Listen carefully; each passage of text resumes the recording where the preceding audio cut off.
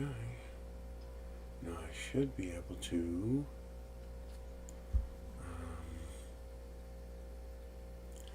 oh yeah, I can export this.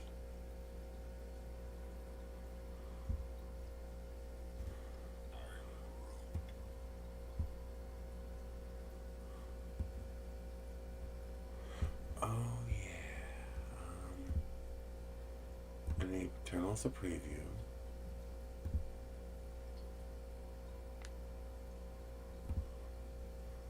Take this, put it over here. Oh, that's tiny.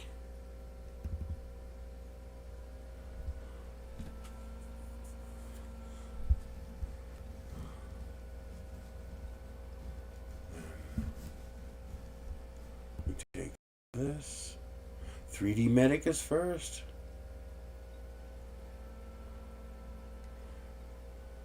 What is CM Desktop? What's that?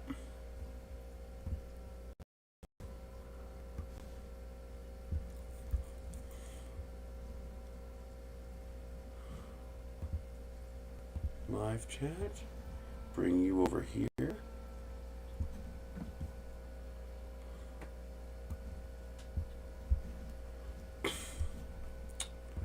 Now, we take this. I could shrink this down and fit it over here. No, I could just leave it here.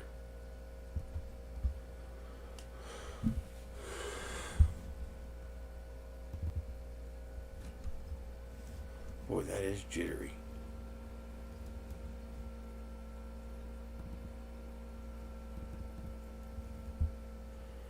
Let's bring it back over here. Let's change that to... Really? You're not going to let me click on the screen? Display settings.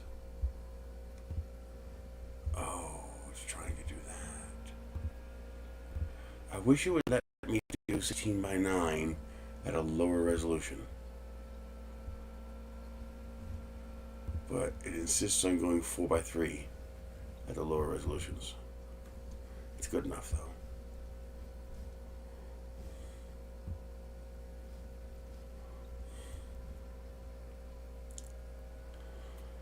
Okay.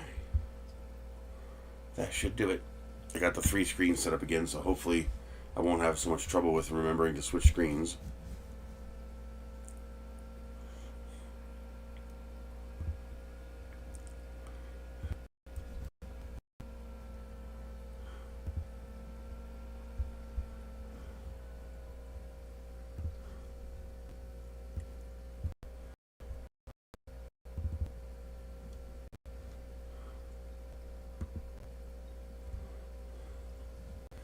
So I have 3D Medic and I have Joe.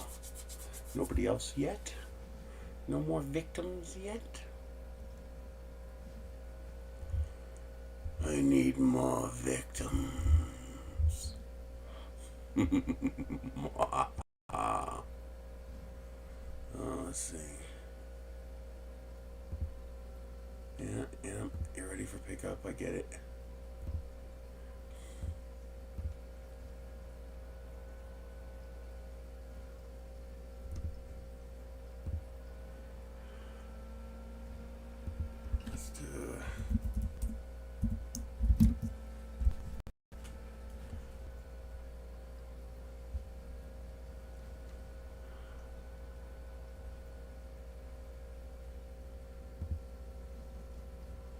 Let's see how this is working. I'm seeing if they're doing that promotion again this month. April.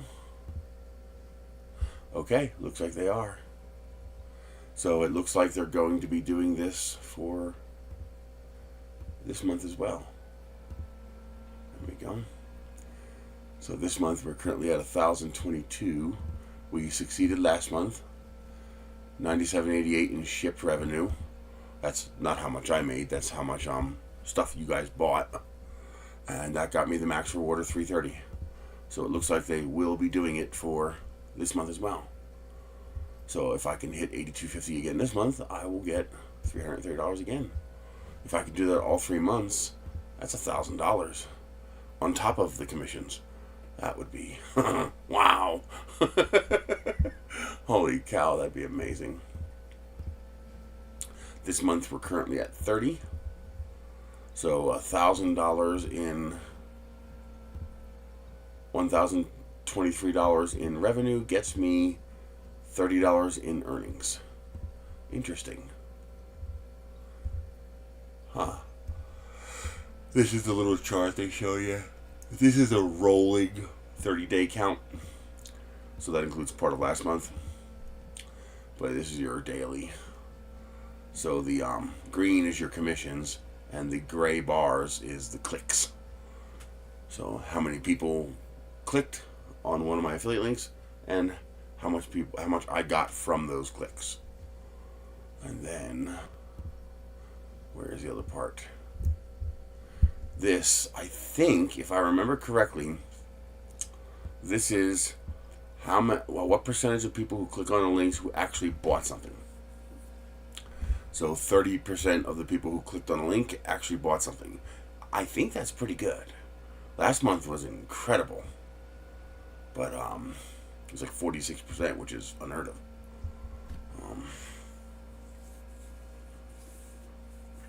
Cool. I appreciate it. So here is earnings. So far, the best day is the second. I made 14 bucks. And the best one was somebody bought an APC battery backup. I got 12 bucks from that. Cool. That's actually pretty good. 4%. Wow. Well, all three of these are pretty good, except for this one. Undershelf basket. It's sometimes interesting to see what people buy. I can't see who bought it, but I can see what was bought. That's pretty cool. If I had to guess, either they really like wooden pens, or this person has a laser tool, like maybe an X1 laser tool. And they're going to burn logos or names into the pens. That'd be pretty cool.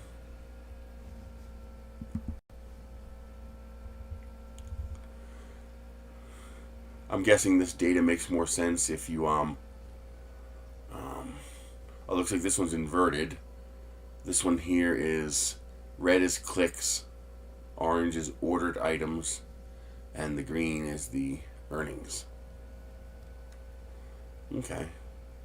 So over here is the graphs for these. Over here is the graph for the bars. That's interesting. Doesn't really do anything for me, but I guess if you had a larger number of transactions, you could maybe start to see a trend in what you should be promoting. Oh, nice. Well, it's nice that you can still get that stuff cheap now. That won't be for long.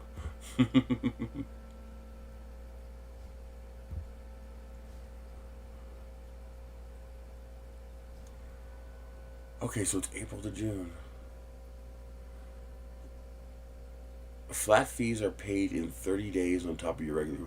Oh, so I could get this for my May payment. Well, that would be cool. Good morning, Big Bad Joe. We're just gawking over some Amazon stats that were interesting. It looks like they are going to do this promotion for May and June as well. So that's pretty cool.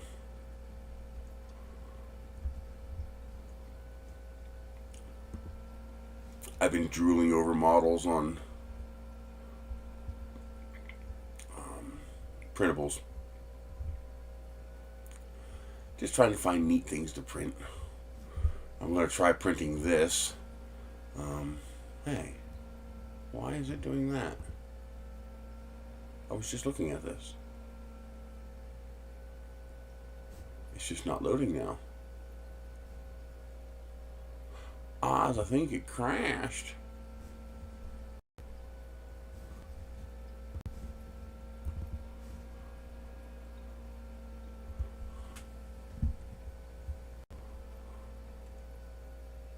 There it is.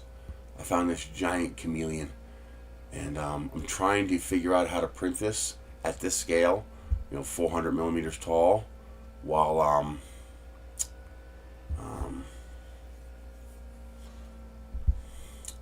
while staying under a kilogram. Actually, I could print it bigger. Yeah, I could print this 431 bigger even, because the base is separate from the, well, I'm going to make the base separate from the chameleon. I just thought that was cool. I ended up keeping that filament that I got from Temu, from, who was it? By the way, they're still giving me the $20 coupon, and I'm still using it. As long as I get two $2 items from the same seller, I only have to pay one shipping fee, and I get the coupon. And I've been using it. God, their site is so slow.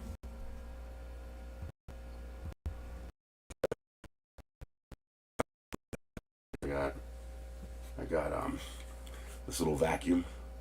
It's actually pretty cool. It comes with 3 of the filters inside there. I'm trying to show it to the camera here, not forgetting the camera is actually up here, so that's pretty cool. So it actually works halfway decent for just cleaning up crap in the car. Not bad. And I also got a that cost me $1.69, because this is actually $17, and I had to add a cheap item to the order to get it above the $20.01. So all I had to pay was the little bit that was past the $20 in tax, and so it was like $1.12 or $1.60, and I got that. This I paid it was less than $2 because it was $20 and change for this, and this is the nice one with the screen. You can go up to 550 Celsius. It's a heat gun, and it comes with a bunch of attachments too. Actually, I think that's what I added these to. I added these to the not this here. To get it above the $20 so I can use the $20 coupon. And then I used the next one to get 6 of these. These are just little adapters. They come with a fuse, a block, and a switch. And these will, and decent wires. Those will actually handle the output of a DeWalt battery. So I'm going to mount like 3 or 4 of these onto my little compressor refrigerator that I have for the car, the little cooler that's actually a fridge freezer. And I'm going to mount these to it. It's even got screw holes, so that I can actually power that thing on batteries. I thought that'd be pretty cool.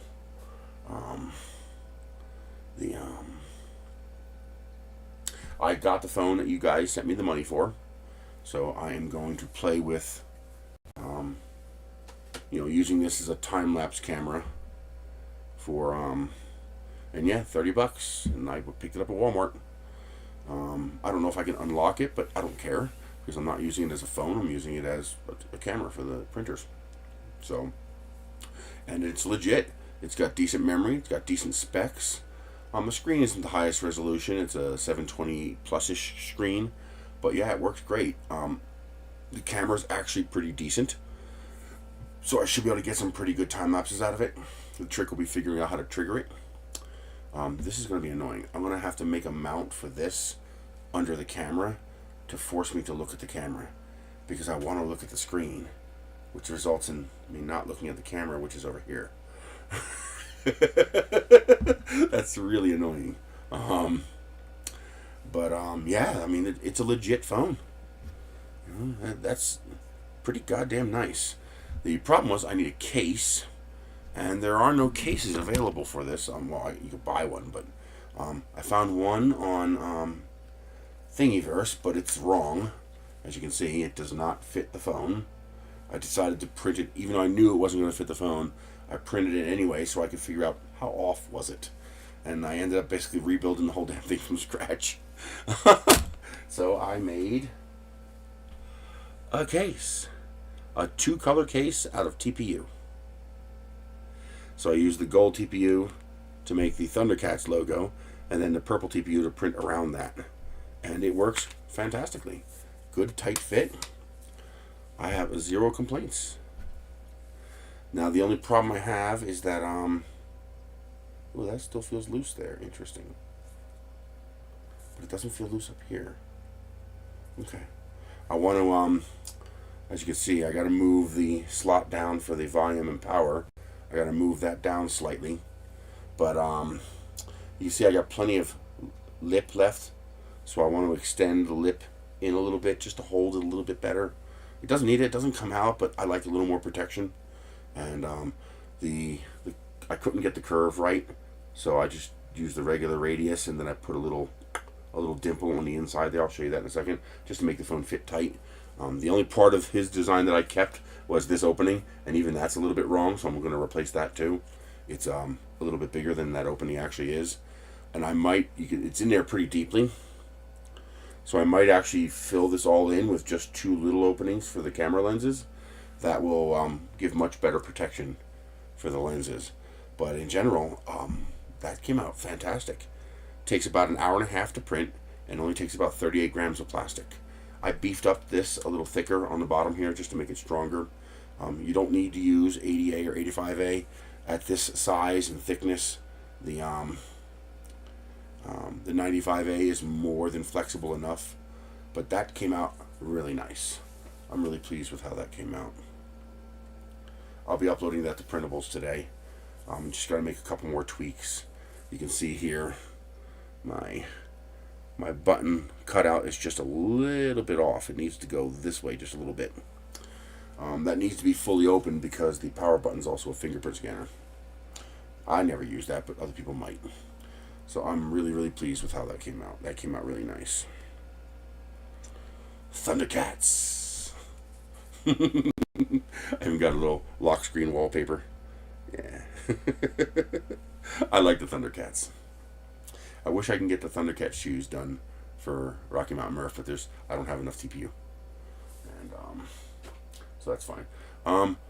Who was the person who sent me printer parts? One of you guys sent me printer parts. I think I remember it from last time.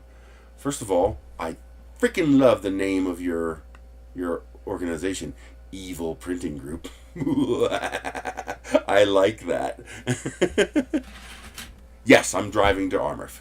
It's only 4 hours. Well, David's 4 hours north. RMRRF's 5 hours north. It's like a 5 or 6 hour drive, if I remember right. I'll actually find out. APS.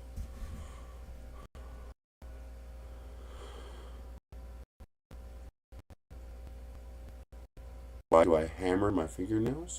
Because I'm vicious and nasty. Actually, that reminds me. I got a new hat. I love this hat so much.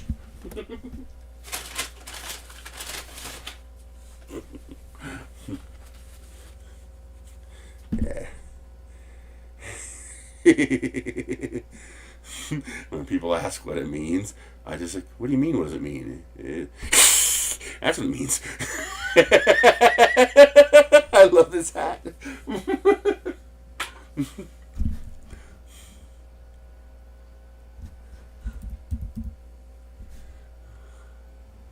Loveland, Colorado. Looks like it's... Hey,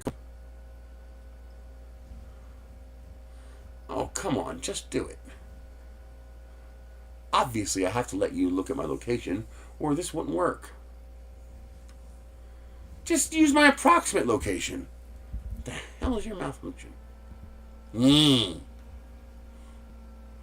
It is 7 hours, 20 minutes. So it's a 7 hour drive.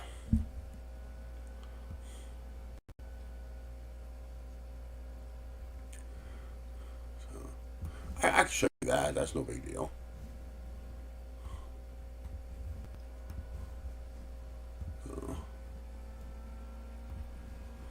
So 7 hour drive from Edgewood.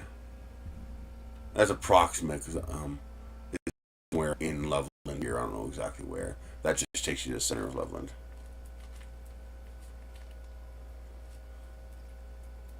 No, I use the key. Obviously, I can't use my electric car. My electric car can only drive about 30 miles. So my electric car would it would make it to about here. That's about where it would make it. It might make it to here. Maybe. but more likely Galisteo here, 32 miles. That's about how far I can drive. I wish I could make this trip with my electric car. That'd be amazing. Because I can charge in Santa Fe. I can charge right around Trinidad here somewhere. There's charging stations. But yeah, that's just not possible. You know, definitely in Colorado Springs. But I know there are charging stations around here. I've checked before. But with a 30-mile range, yeah, that's not happening. I can't even go to Albuquerque. Even if I drove to Albuquerque and then charged up fully before coming back up the mountain, I still wouldn't be able to make it because the elevation change would be too hard on the battery. The bad cells would undervolt and the pack would shut down. I mean, theoretically, if I go slower, maybe, like if I did like 25 miles an hour the whole way, but then it would take an hour to climb the mountain. So that would be kind of silly. But, what are you going to do? Nothing you can do about it. I got some neat things from Temu. And of course, it won't. Why does it make it so difficult?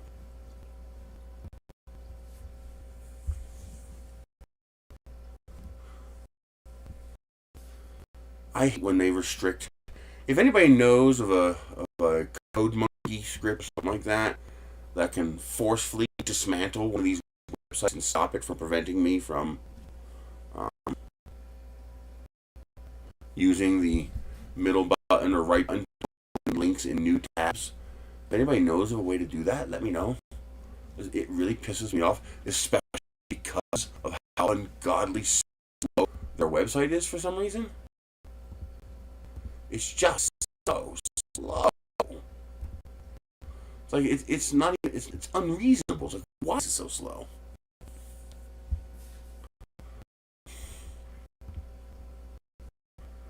I'm still waiting for the page load. It's just like, what the hell? It's like, this should not take this long.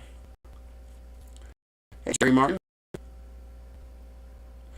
It's doing that again? Fix that. Let me check. CPU says 20%.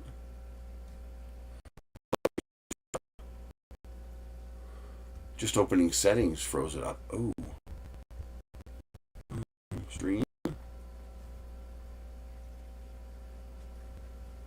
Video. I might not be able to look at it while I'm here.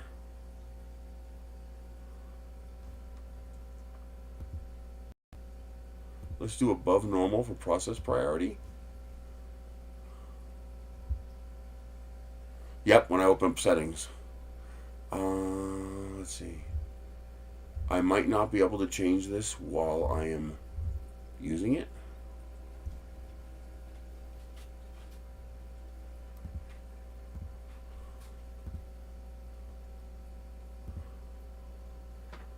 I don't even see the setting. Oh, here it is. Video encoder hardware. It's set for hardware. So why is this thing struggling? I made sure the cooling ducts were clear. I haven't dropped any frames. I'm running 3K for the bit rate. CPU is at 22%. It should be okay.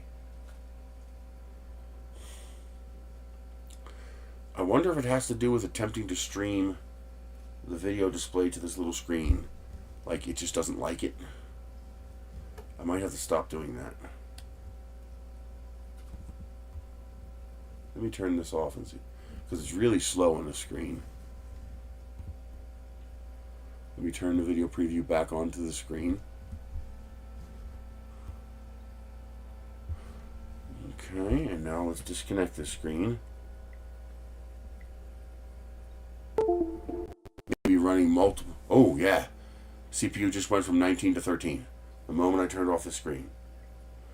Okay, so I guess it doesn't like doing. Now we're down to 11-12%. I guess it doesn't like doing multiple Space Desk screens. Like the system doesn't like that. Let me know if it seems more stable now. I'm loading up some of these to show you guys.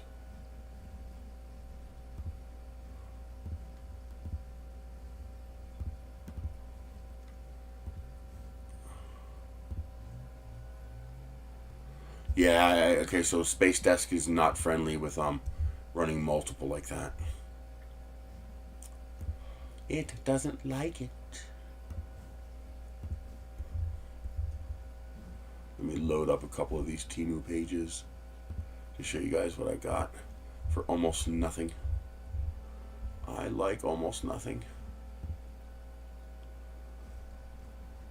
Okay, so do not run two Space Desk screens at the same time. Now we know.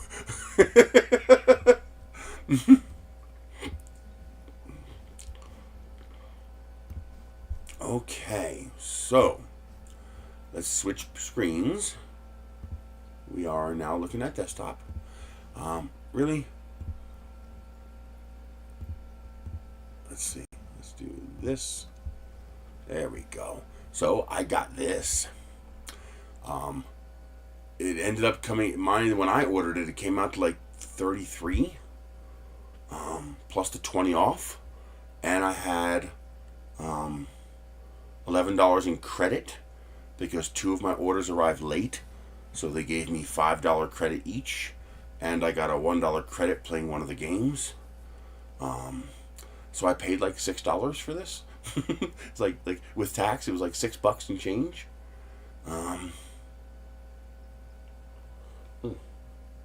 So I got the Sunlu filament joiner. The only problem is I haven't figured out a way to get more of these. So where do I get? Why would you do that? I didn't ask you to do that. I need to figure out where to get more of these, because the only problem with this filament joiner is that it uses a consumable. You have to burn one of these each time you do it, unless you can slide it off the end. I'm not sure if you can do that or not. But basically, I need a way to order like a few hundred of these because I don't want to pay a lot for them. But yeah, I got one of these to play with. This is what I do. See, I find cool stuff like this, like these necklace pendants. They're $1.38 each, and I can resell these here in Edgewood because we love hummingbirds here. No, taxes are figured after discount, which is really nice. So I pay taxes on what I actually pay, not on the value. That's why it's not very much. At least I think. I'm not 100% sure on that, but I think so. But yeah, so what I do is I pick this because there's multiple versions available from the same seller. So I'd only have to pay $5.80 to get two of these, which is not a bad deal. I can sell these for $10 a piece. And then I get the $20 coupon, and I use that $20 coupon to buy what I want. And so I got that. And then I also got this. I'm not sure if this battery is removable or not. I don't care. I got it because it looks compact, although I suspect this is bigger than I think it is. And I didn't realize that it wasn't a hex drive. That's annoying. I was hoping that was a simple hex drive. But anyway, it's a little ratchet that's USB-C charged. So I grabbed that. Oh, really? And why can't I see my bookmarks? You annoying pest. PTFE sleeves. What are you doing?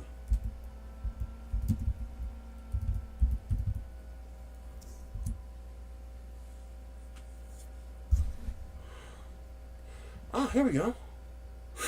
Ooh. That's expensive.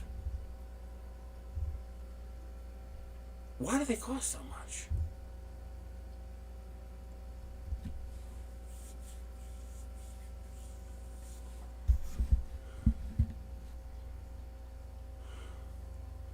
That is about $3.50 per 100. That's $8 per 100. And as you see, I got it for not only did I get it for $20 off, but I got it for significantly cheaper than it's selling for on Amazon. I paid $34, and then subtract from that my $11 in credit and my $20 coupon. So I got it for almost nothing. I mean, it's not the end of the world, but that's more expensive than I thought. That shouldn't be that expensive. I mean, this should be, 2,000 of them for $20. But still, it's good that I can get it, so I'll add it to my list. Because I'll probably want to get them before the prices start to skyrocket. Now this one includes 800 of them, that's actually not too bad. So you're paying an extra $15 and you're getting 800 of those. That's actually pretty cool. I'm assuming mine's going to come with 200. It looks like most of these come with 200. So I'm hoping that means mine comes with 200. These come with 400. So it might be variable. 200. But so far the lowest is 200. So good, thank you. Who said that? 3D Medic Vince, thank you very much. So actually I probably should add that to my 3D printing list. Add to list. I'll stick it in my list. Just so I'll organize that later. And then also put it in 3D printing parts and tools. Okay. So I got that coming in. And that looks like about what I paid for it, I think. So I paid $3.21 plus tax. And the $3 shipping. So I paid $6. I paid $7 for this. I don't know about you, but I'm okay with that. This one I paid $36.72 minus the $20. Actually, I paid less than that. It was $27. No, it was over $30 because I had free shipping. That's right. The one without the batteries was $26 or $27. But I wanted to get the one with the batteries because it was only $10 more, and it says DeWalt batteries, and that's what I want. I want DeWalt compatible. So if I can get 2 more knockoff DeWalt batteries as well as the DeWalt tool, hell yeah, I'll take that. So for $18 with tax, I got this DeWalt powered. It looks like it comes with a bag too. Looks like a foaming bottle, and basically this tube just drops into a bucket.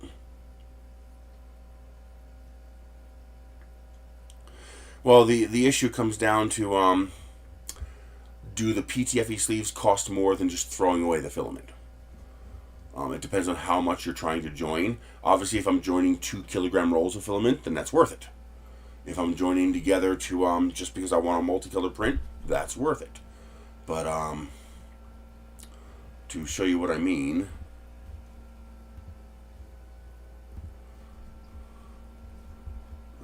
I am showing you my screen, right? Yes. So 19.99 times 1.08125, 8.125% tax. So that's 2161. So 2161. 21.61 divided by 600. I'm paying 3.6 cents each. Okay, so 3.6 cents is my break-even number. A kilogram of plastic is $10, $9 actually. So let's see, 900. Well, wait a minute, let's do it right. 9 times 1.08125. That is 9.73. So 973 divided by 3.6 is 270.2. So 1,000 divided by 270.2. I need to join 3.7 grams or more of filament in order to justify the use of the PTFE sleeves. So how much is that?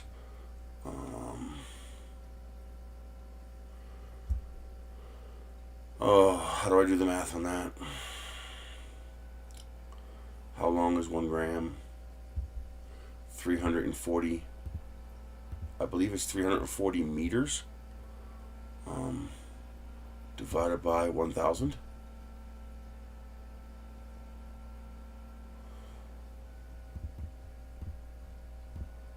So it's 0.34 meters per gram.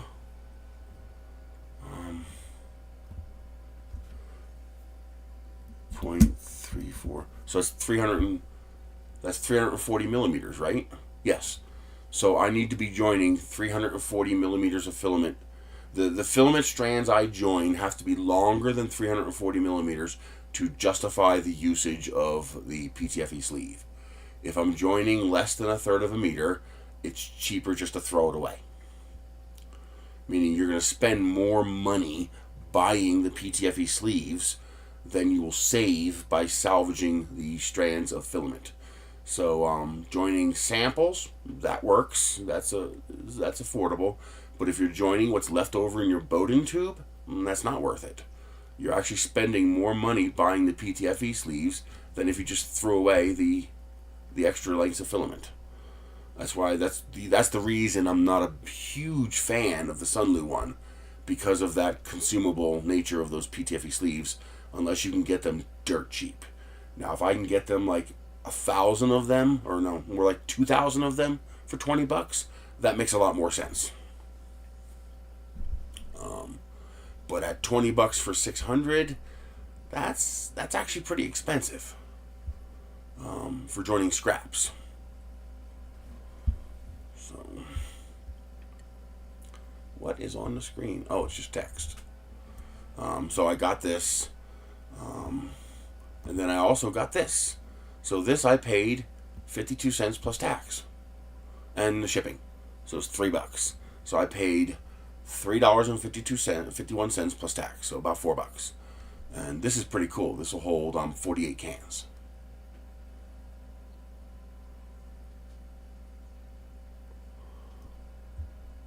I don't know what 6.29 is for 360.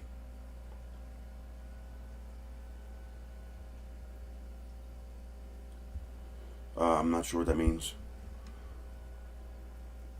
Now, I was a bit annoyed at the filament because it was not 2 kilogram rolls like they advertised. They were saying 2 kilograms. What they actually meant was you were getting 2 kilograms, even though they had it listed as 2 kilograms per spool.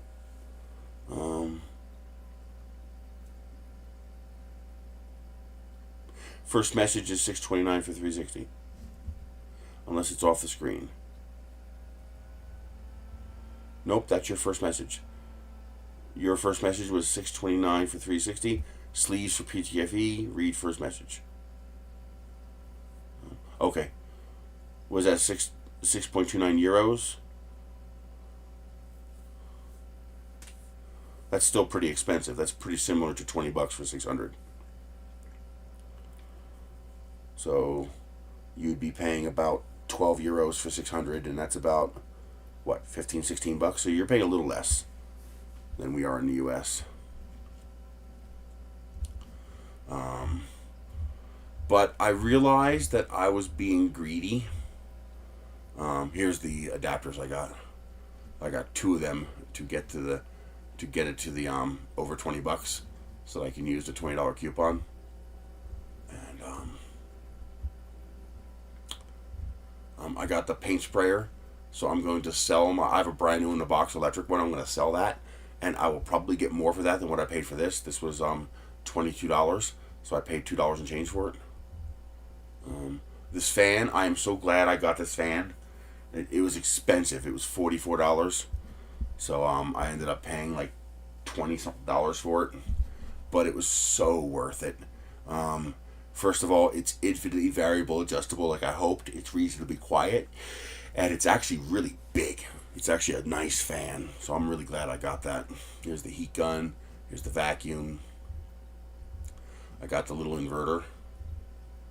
It's like this one here. I added these stickers, because when I added the stickers, I got free shipping, and I figured it was better to pay for stickers than pay for shipping. Sadly, these came in. I'm going to show you guys those in a second. They came in. This shirt came in. I love the shirt.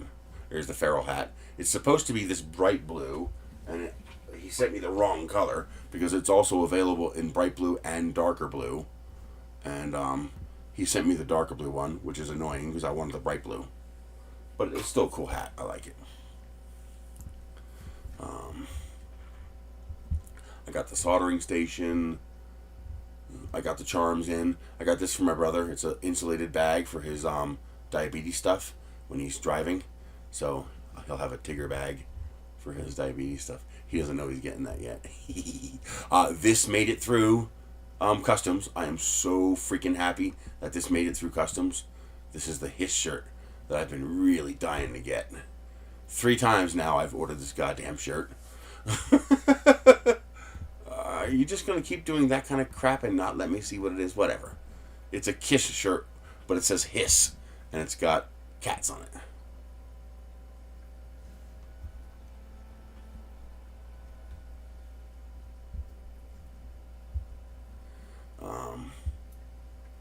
Really?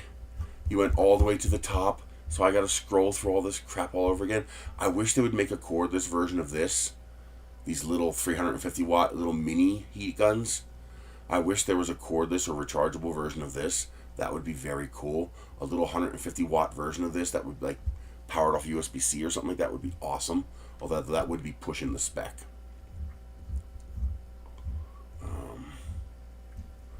Yeah, most of the stuff I paid nothing for. See, $0. Just, you know, I got all these signs for $2.09 because I used the $20 coupon. I bought these, paid $2.28. That got me the coupon, which let me get these for free. I got the shirt.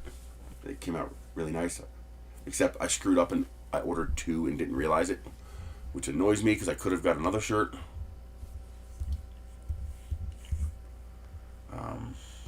But yeah, I'm super excited to get that shirt. I've been wanting that shirt for forever.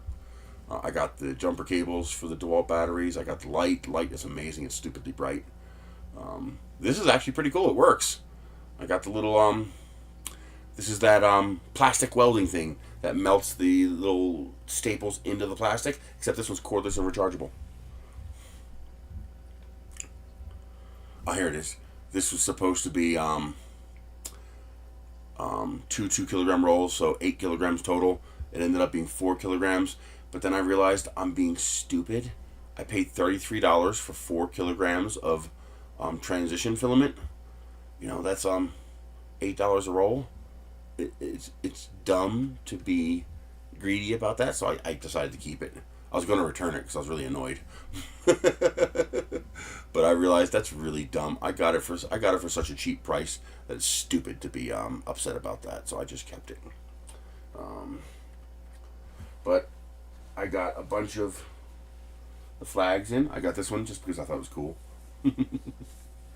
So I just love that. But here is the new, and they're all the nice burlap linen ones. And but I got this. I made a new one with RMRRF with the dates and the location. I just thought that was cool. And then I made one for Vision Miner. Oh, I should have put. Oh, I missed my opportunity. I should have put witchcraft. I should have done that. And then Polymaker, because they're the ones that made the filament for my shoes. Diamondback nozzles because they rock. And my favorite filament company next to Atomic Filament is Filamentum. I love their filament. They just make great filament. And that's it. Back to the RMRRF one. But yeah, I'm really glad those came in. So those will be hanging up in my booth just because.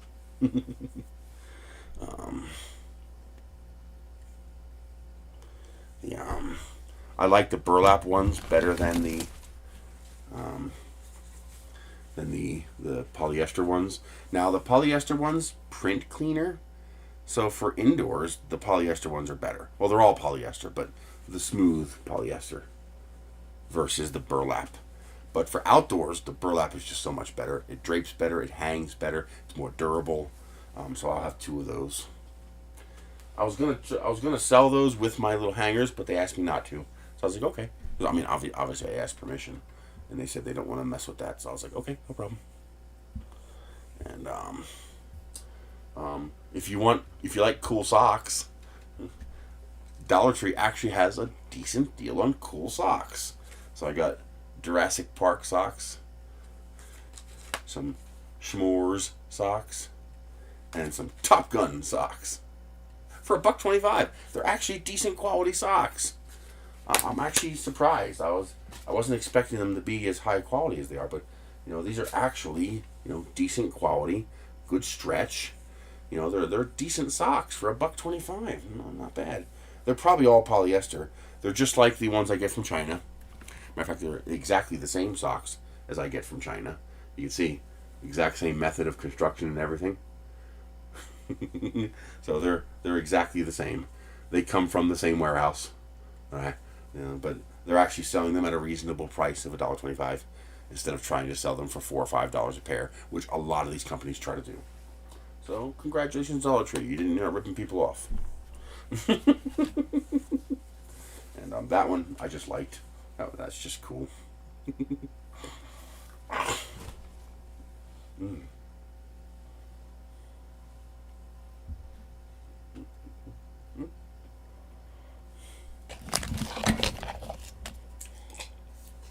Yeah, sorry. I got a new flavor of soda. Dr. Pepper Creamy Coconut. It is so freaking good. Oh my god, I'm not a huge coconut flavor person, but this is delicious. Stupidly expensive, $8 for a case of 12. But it's very good. Mm. And of course my little evil that I'm not supposed to have, but I eat them anyway because they're so good. It's been so long since I've had them. I get my cinnamon donuts. I love my cinnamon donuts. I haven't had cinnamon donuts in 5 years because when I came out here, they never stocked them. Sometimes they would get the Entenmann's donuts, the pack of 12 that has 4 plain, 4 powder, and 4 cinnamon. Every now and then they'd get those in stock, but usually that's out of stock, and I'm usually not willing to pay that price just to get 4 cinnamon donuts because I don't really care about the plain or the powder. And but now they have these for $2.50. So I gotta be careful not to get too many because it's not good for me.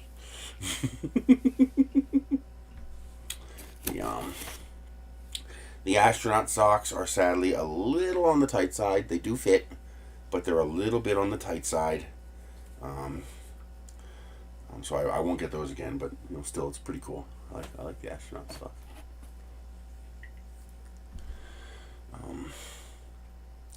Something I want to try to 3D print.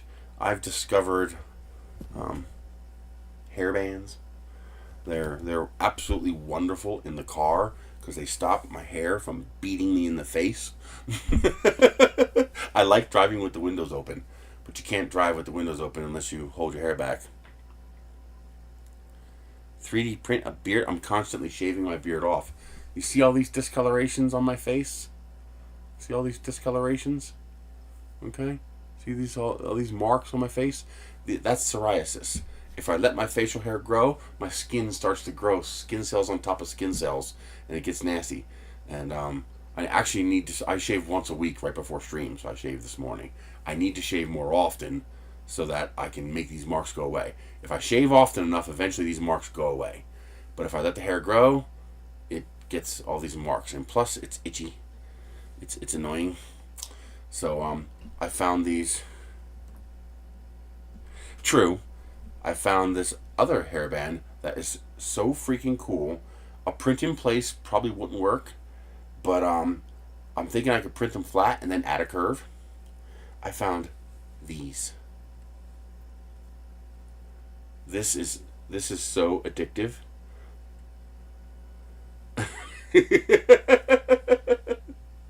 How cool is that? That is such an awesome mechanism. And now normally if you could order from China, I'd say don't bother trying to print these because I think I paid $7 or $6 for 16 of these. They're stupidly cheap. They're like 50 cents a piece or 40 cents a piece. But theoretically, I should be able to print this.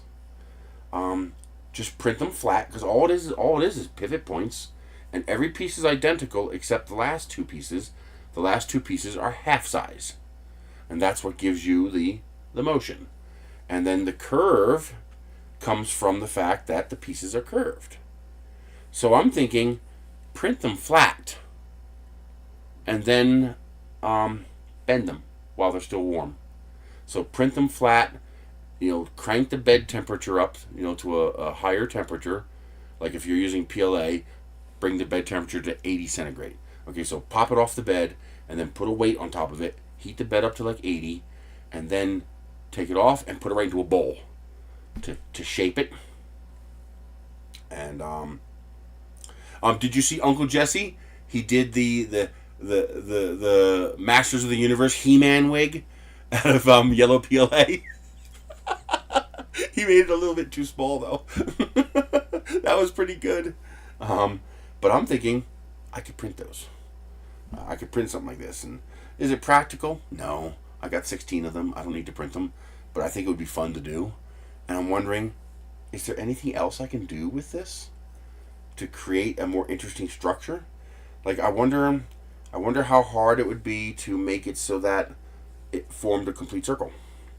And whether you can use that for other things. Do things with it. I'm not sure. But that motion system right there, that's just freaking cool. That's just really, really neat. I love that. Just from an engineering perspective, that's really freaking cool. And so I want to try to duplicate that. I'm thinking just print bolts, like print threaded holes in these, and then just thread it all together. Because I try to avoid using glue. The easiest way would be a snap fit. So to have each of these has a pin, and then you have a cap that would snap into place, or have them snap into the other part. That could work. Because it's not like it's under a lot of stress.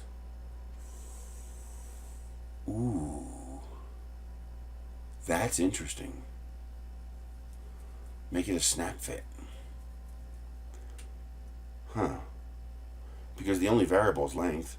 I can even print them with the curve if I could print them sideways. That'd be interesting. But yeah, I want to try to print one of these. I think that'd be neat. I just think that's a cool design. For those that are new, who just joined us, where's it at? I got that phone that you guys sent me the money to go buy.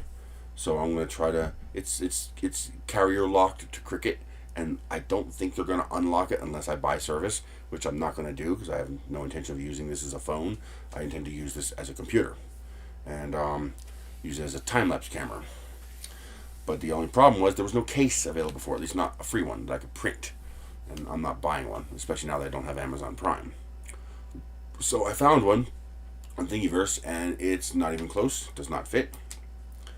So there's some arguments in the thread, and like, dude, I was like, Motorola probably has 10 different versions of that phone. I was like, the layout you gave looks like the G Power 2024, not the Moto G Play 2024. So I had to make my own case, and I did. So perfect fit. All the holes are in the right place, and it's got the Thundercats logo on the back. So I tried a multicolor TPU print. So that's gold TPU and purple TPU, and it worked out perfectly. It's perfect. I'm thinking about doing a Ninja Flex one just because I can, because it only takes 40 grams of plastic. So I'm going to do this in the Flamingo Pink because that's pretty close to the Thundercats Red, and then do the rest of the case in the Glow in the Dark. I just think that would be cool. So there you go. I made a case. I still have to tweak it a little bit. The headphone jack is in the right place, but it's too small. You're not going to be able to get a pair of headphones in there. And all the other holes, I got them aligned perfectly, except for the holes for the power button and volume rocker. You can see mine's a little too high. I got to move it down about 3 millimeters. And but otherwise, yeah, that print's great. I found an interesting trick with TPU. Sometimes you actually have to print TPU faster and colder. Like you can see it on here. You can see how this center section is a bit rough, but the top and the bottom are clean, and that's because this center section I was printing too slow. I have to print at about 30 to 35 millimeters a second, maybe 40 millimeters a second, and that's at a 0.4 layer height with a 0.8 millimeter nozzle. So that's like moving at the equivalent of 80 or 90 millimeters a second on a 0.4 millimeter printer.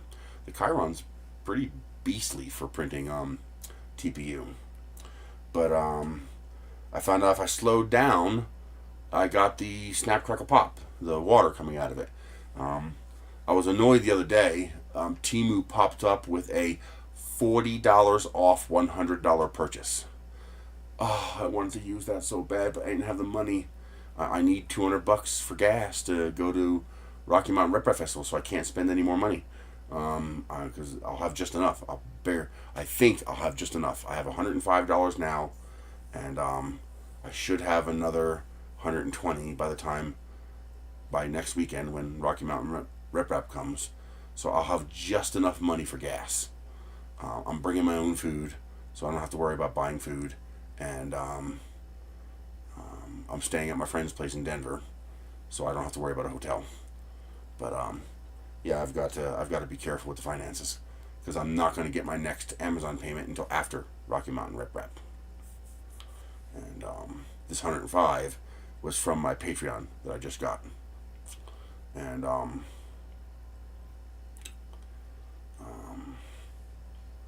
the money you guys sent me last week, that went to buy this, because that's what you wanted me to use it for, and also to put gas in the gas tank. The other money, I put $45 of gas in the gas tank, which I will use up between now and Murph. But I really wanted to get that. I'm hoping I'll get that coupon again at some point in the future when I get that money from Amazon, because Sunlu has a 4-roll dryer box that'll go up to like 60C, because this box only goes to 50C, which is not quite hot enough to properly dry TPU, which is why I'm having that problem. My box doesn't go hot enough, and so I need to either get the Creality box or the Sunlu box. They'll both go high enough. Creality does have a double roll box, but I'd rather get the Sunlu quad roll box, and that one's $121, and with the $40 off, you're looking at $80. Though with tax, you're looking at about $90. And so $90 for a quad roll box, hell yeah. The problem is I don't have $90, so I couldn't get it. But I'm hoping that'll still be around when I get the Amazon money, because I would like to have that quad roll box. Also, I started saying earlier, one of you guys sent me some printer goodies. You sent me 3 things. You sent me a genuine Olsen Ruby nozzle, which is pretty cool. You sent something else in the box too. I can't remember what the other. Oh, the Creality Spider hot end, very cool, and a Hermes. So yeah, I'm gonna have fun with that. And I love your name, Evil Printing Group. Yes, I love it. I love it. I saw that name on the box. I was like, that's so cool. Evil 3D Printing Group. Yes. So thank you very much for that. I appreciate that. And, oh man. My eyes are pussing up really badly again this week. I can't seem to get the right amount of Tylenol to stop it from pussing up so much. I'm not sure exactly what's causing it, or what's making it be more a pain in the ass this week.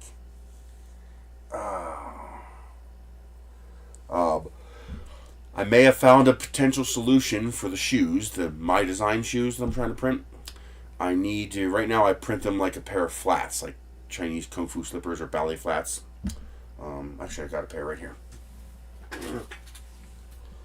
So right now I have this, and that works. It works great. I print the bottom in Ninja Flex and the rest in regular TPU. They have a proper arch support inside, but it's a little easy for my heel to pop out and the shoe to fall off, and that would be really annoying. There's only 2 solutions for that. I can either put a strap on it, Mary Jane style, which I could do, but I want it to be all 3D printed. And also, I'm trying to minimize filament usage to make the cheapest pair of good quality shoes you can wear. And the other solution is I make this taller. So I make this more complete. And the problem with that is that it uses a lot more plastic. And so you're back up to around, well, at least in my size, because of how gigantic my feet are. I mean, these are 12 inches long. You're back up to 450 grams of plastic, and even these take a little over 300 grams. And I'm trying to get that down.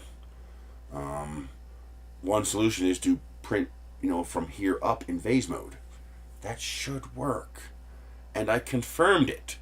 I printed just the top part of this in vase mode in PETG, and it prints fine. So there's something about the TPU that does not like that angle, where the TPU, it might just be a fact that I'm not able to dry it enough. I do have a single roll dryer. I got to see if that goes to a higher temperature. I need to push around 55-60°C to properly dry TPU. So I gotta get out my other filament dryer, the single roll one, and see if that goes to a higher temperature than this box here does. Who makes this box? I don't even know who makes it. Sovol. It's a you can tell it's a rebrand. It's just a generic box and they put their name on it.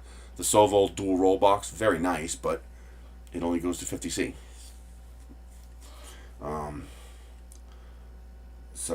I don't want to use third-party materials, so I'd have to figure out how to 3D print a strap, and I want to try to avoid that if I can. So if I could figure out how to print this part of the shoe in vase mode, well, I can just switch materials. So they have that new material from 3D Fuel, I think, PCTG. It's a more flexible PETG, and it's a little more flexible, a little more giving, a little stronger layer bonding, and so I'm wondering, and I already tested it. Well, no, I haven't tested the bonding yet. I tested whether I could print it. I can.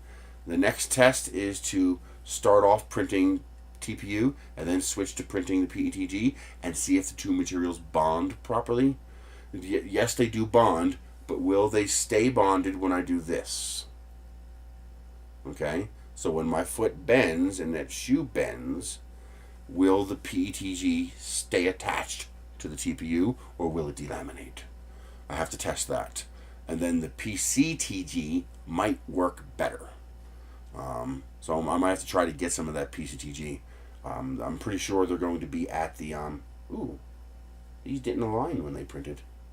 Huh, the alignment was slightly off. Look at that. I didn't realize that. The alignment was just a hair off. Interesting, it's not off at the front.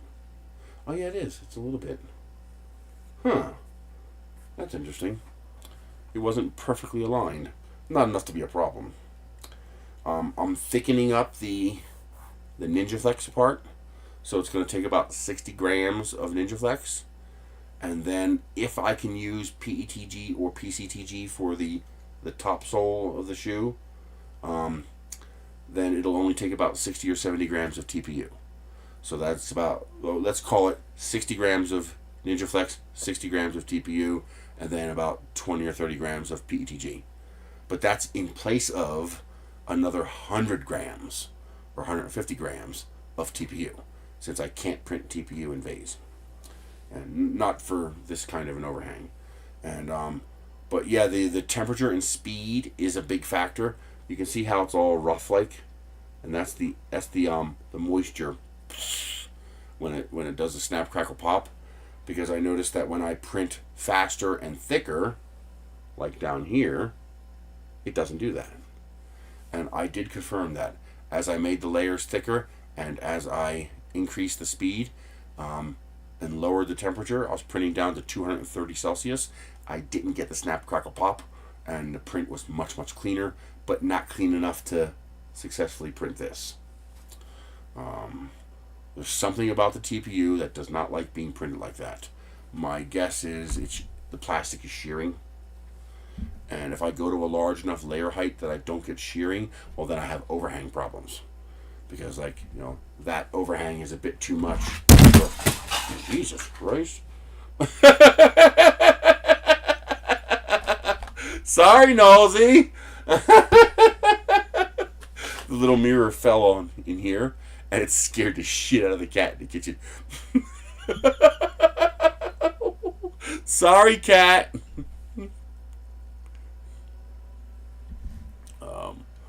Yeah, poor cat. Let's see. I haven't seen any comments.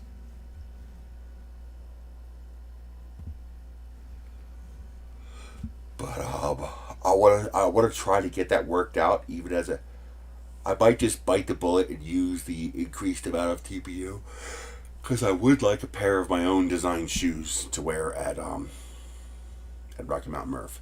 I would just like that. So I have it sliced up to use all TPU. It's just, it takes so much of it. I want to make these like really affordable. And if I can get down to 60 grams of NinjaFlex and 60 grams of TPU, and then, you know, whatever PETG, that would make it far, far cheaper to print the shoe. And you can use the Polymaker 85A for the sole, this part that I'm using the NinjaFlex for, and then use regular TPU for the rest of the shoe. Or just do it all out of the Polyflex too. But the problem is the Polyflex is only available in one color, and that's teal. Sorry, black and white don't count as colors. Boring.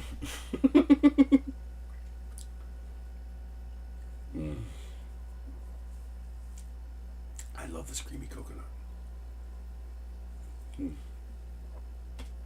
I wish it weren't so expensive.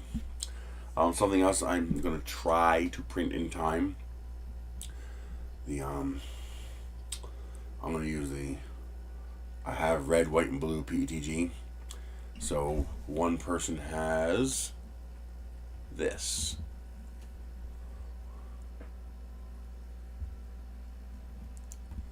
Switch screens, desktop. Oops, I just discarded something I had not saved because I am a dummy. So this is a 3-piece twist egg where the parts twist together. And you have to print them separately. You can't print them all together like this. But I managed to get it under a kilogram per piece, 400 millimeters tall. But I have to fix the something I want to experiment with. I can print TPU on a cold bed, and it sticks like bonkers. I can also print PETG on top of TPU. Now, obviously, this is going to depend on what you're printing, depending on how much warp force is being applied to the part. But my question is, this is just happenstance that I'm trying this because the Chiron's heat bed is not working. The wire's shorted. If I print a single layer of TPU on the print bed and then switch to PETG, will the TPU adhere well enough to the PETG to keep it attached to the bed? Meaning, would this allow me to print PETG on a cold bed? Now, it's going to depend on the shape. If I tried to print a giant square, yeah, no, that's going to warp right off. I'm pretty sure that's not going to hold. Especially because of the way, so for example, it works a lot like the way the magnetic sheets work. This is attached to the print bed. If you try to pull this off, that's not going to work. It's not going to come off. You'll lift up the entire printer. But if you grab the corner and do this, it peels right off relatively easily. Relatively speaking, of course. Are you guys there? I haven't seen anybody post a comment in a long time. I just want to make sure I haven't lost the chat.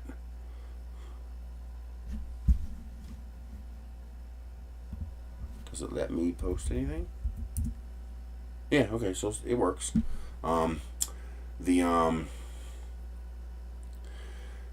So if I print something large, this shape, that's probably not going to work. It's probably going to peel the corners. But if I print something that's either not prone to huge warping, or something that's round, for example, my rockets. Parp. I don't know why I want to say it like that, but it just sounded right. Sounds like parquet butter. Parquet butter. Anybody remember that commercial?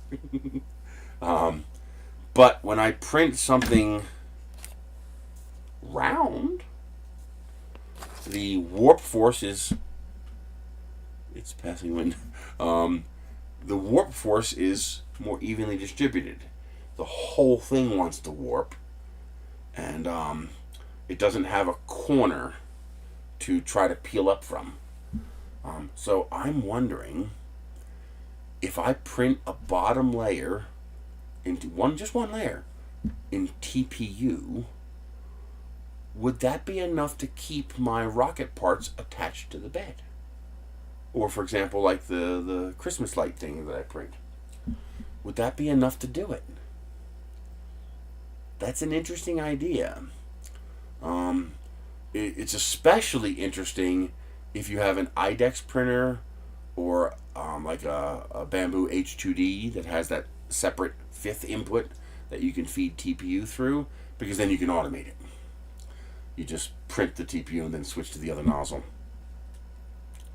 Hearing the crane so hard to type and run the crane. Oh yeah, of course, obviously.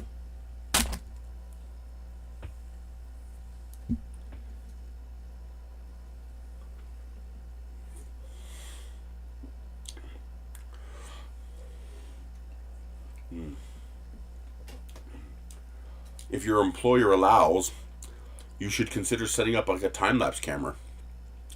You can either get one of these cheap $30 phones and use that, just 3D. I'll have this mount uploaded, this case uploaded, so you can make like your own custom mount. You know, just mount it and just run a time lapse of what you're doing all day. I bet you people would watch that. Have you ever seen the guy who does the shipping container time lapse? You know, the big container ships that go across the Pacific Ocean and crap like that? He does a time-lapse video of the whole entire trip. You get to see all the thunderstorms pass and everything. It's freaking phenomenal. It's addictive to watch. It's so beautiful. But people like that kind of thing, and I'm wondering that might be a popular video for you to make time-lapse of the different jobs you do in the crane. I need a cinnamon donut.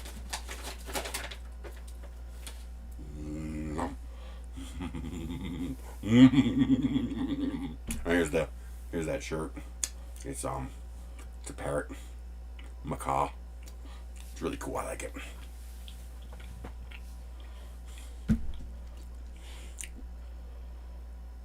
Oh, I also found out I didn't have much to worry about as far as the customs. Apparently the tariff is based on the date it leaves the origin country, not the date it arrives in the U.S. And oh, nice. I'm surprised regular TPU doesn't work. Regular TPU basically prints like PLA, as long as it's dry enough. I'm surprised that was ever an issue.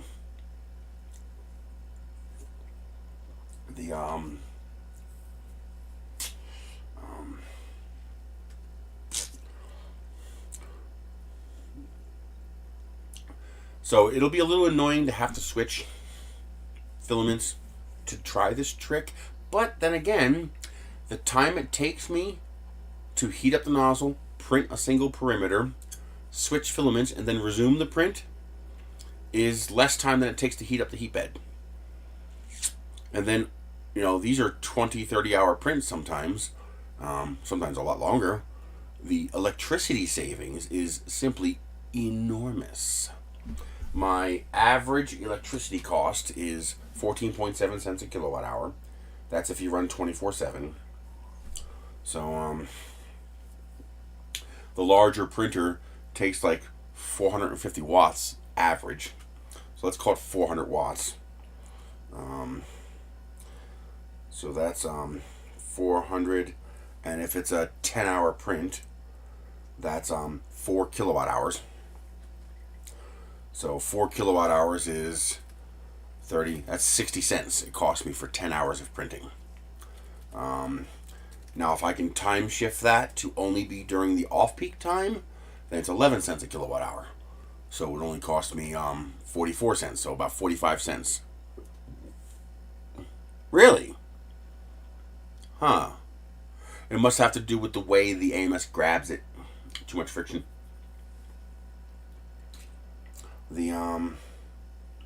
Oh, I gotta get you some water. Yeah, that machine is starting to run out. Now, if I can run, let's say I do a 40-hour print, which for a large rocket would probably be a 40 or 50-hour print. So that's 400 times, let's say 50 hours. That's 20 kilowatt hours. That's times 0.147. Nope. Divided by 1,000, which is 20 kilowatt hours times 0.147. That's $2.94 in electricity to print that rocket. If I can print with the heat bed turned off, now you're talking 45 watts. So now you're talking 45 times 50. That's 2.25 kilowatt hours. So divided by 1,000, 2.25 times 0.147. Now you're talking 33 cents. So I would save $2.70 each rocket. That's a lot. That's a whole lot. On top of that, no fire risk. You know, the most of your fire risk is coming from the heat bed. And as long as you have thermal runaway, the hot end's not really a fire risk. And that also means that once I get things set up properly, I can run many more printers on the same electrical circuit. And I can run 10 printers with the heat bed off and consume the same amount of power as one printer with the heat bed on. I'm talking large printers. Smaller printers like Ender 3s, they don't take that much power. Like my CR6SE, which is basically a fancy Ender 3, that takes 154 watts average. And so I would save 100 watts by running that without the heat bed. But most of the stuff that I'm printing on 334 and 444 printers.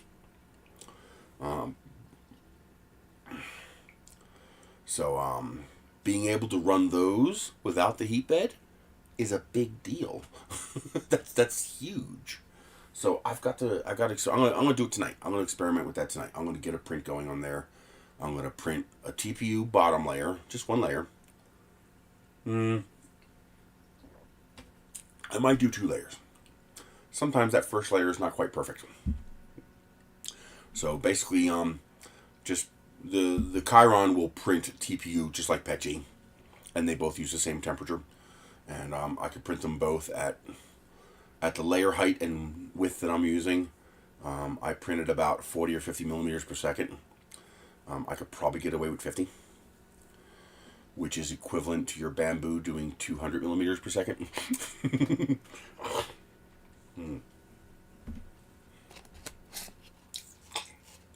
So that would work quite well. Remember, 0.8 millimeters wide, 0.4 millimeters thick. So I'm printing fat noodles. Yeah. So 2 layers, just let it, and because of what I'm printing, it's vase mode with no bottom layer. So it's just, I wouldn't even have to sit in front of the printer for very long. I'd have to wait the 2 minutes for the nozzle to heat up, and let it print the first 2 circuits of the part, and then just hit pause. Swap out to PETG, make sure I purge it, and then hit resume. And let it resume printing the PETG right on top of the TPU and see if it sticks. I know it's going to work for short parts. The question is, will it stick long enough for me to print a 400 millimeter tall part?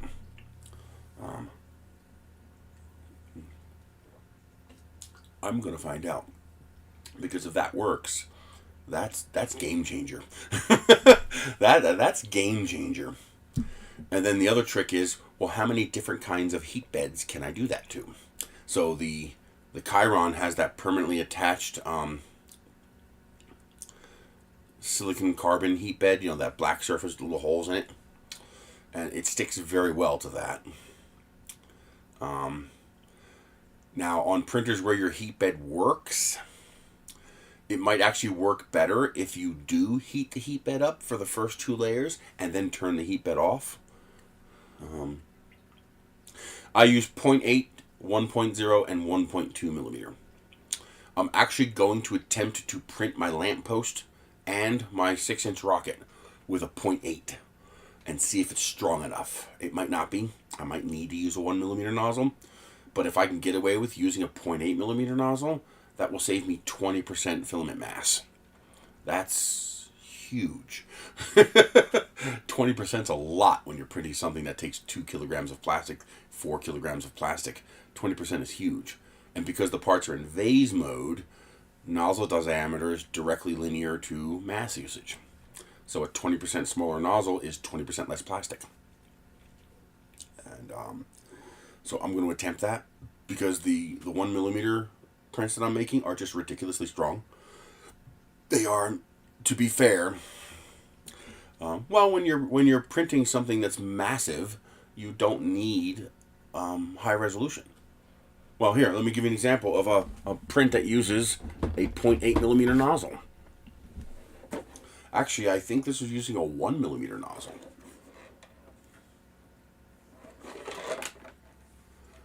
This is all using a 0.8 millimeter nozzle or 1 millimeter nozzle. You know, designed correctly, it works fine. I'm even able to print, you know, all these hinges. I use filament for the hinge. And the parts all fit together properly.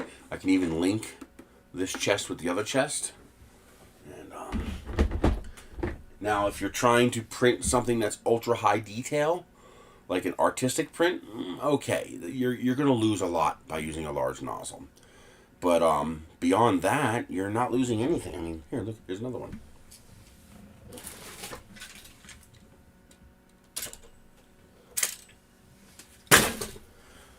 That was printed with a 0.8 millimeter nozzle.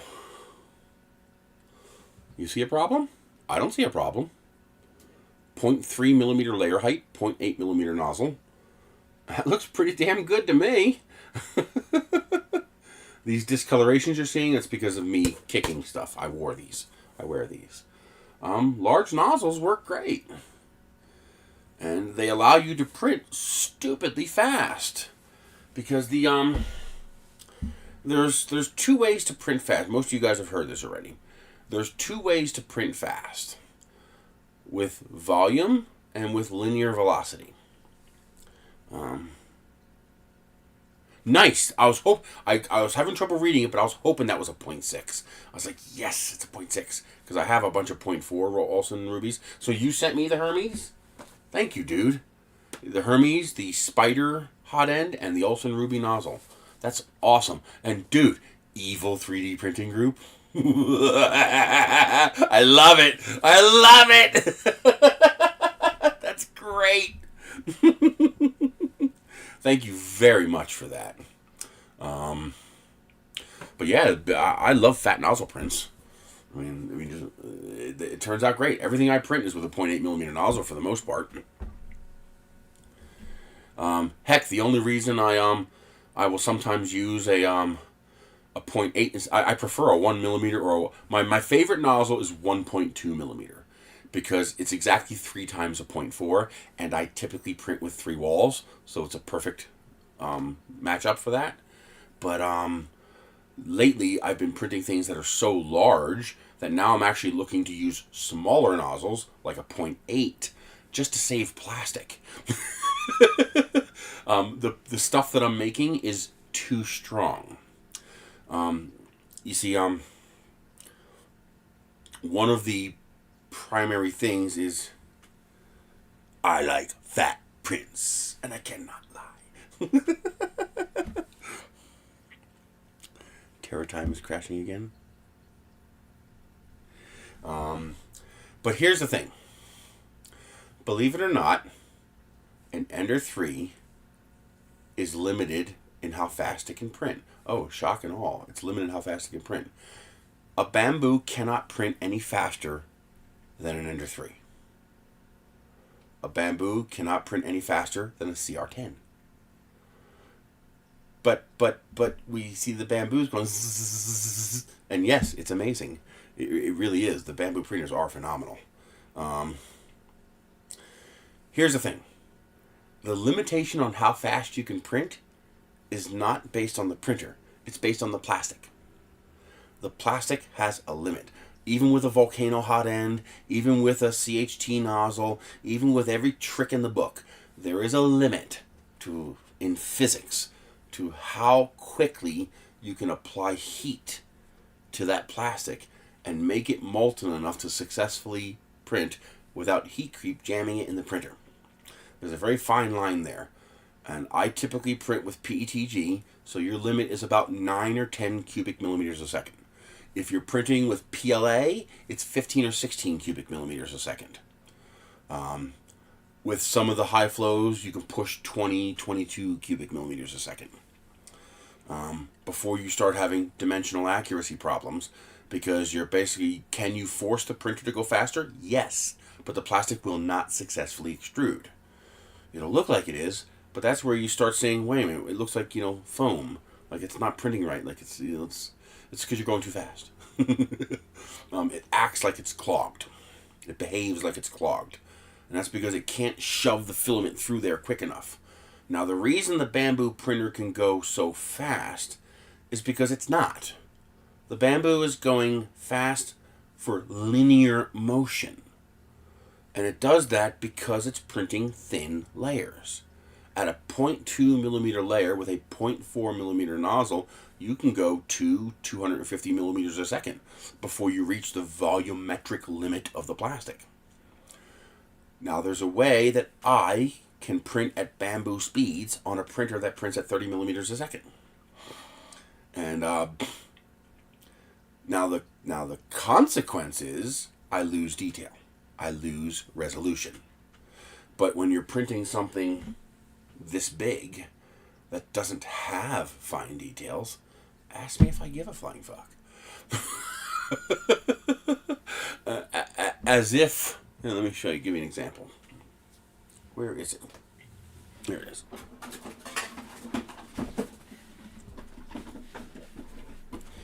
Come here.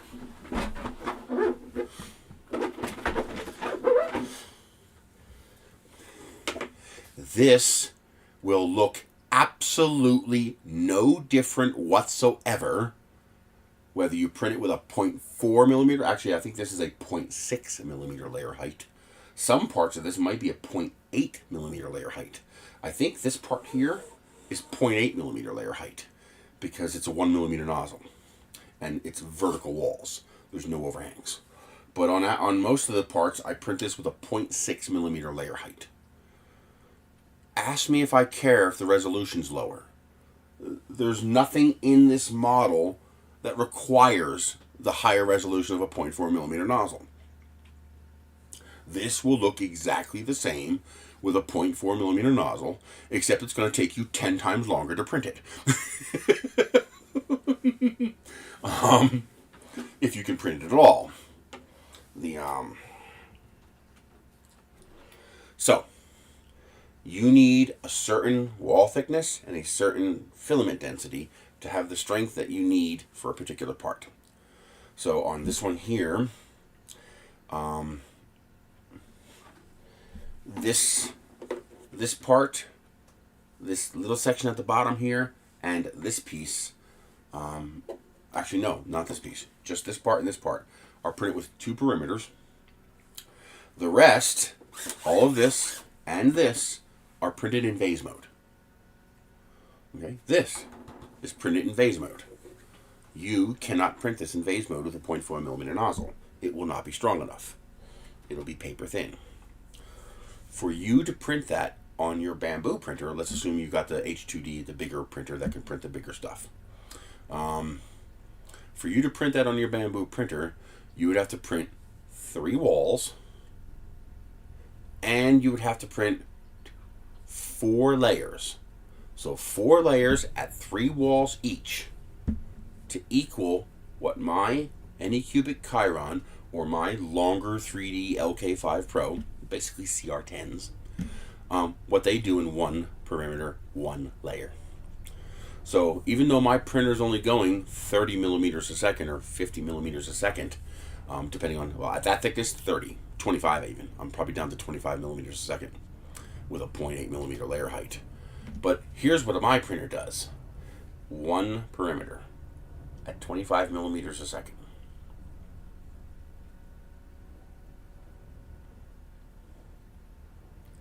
Your printer does 200 millimeters a second, but it has to go 1, 2, 3, lift, 1, 2, 3, lift, 1, 2, 3, lift, 1, 2, 3 to deposit the exact same amount of plastic as I did in 1 pass. So if your part does not require the resolution of a 0.4 millimeter nozzle and a 0.2 millimeter layer height, you can cheat. I can exchange linear velocity for volumetric flow, because my hot end will easily max out the volumetric flow limit of the plastic. So I just print thicker, wider layers. And now I'm getting bamboo model completion speeds, or even faster. For you, if I'm printing at 25 millimeters a second, you have to print 3x4. That means you would have to print 12 times faster to equal the same volumetric flow as I am getting.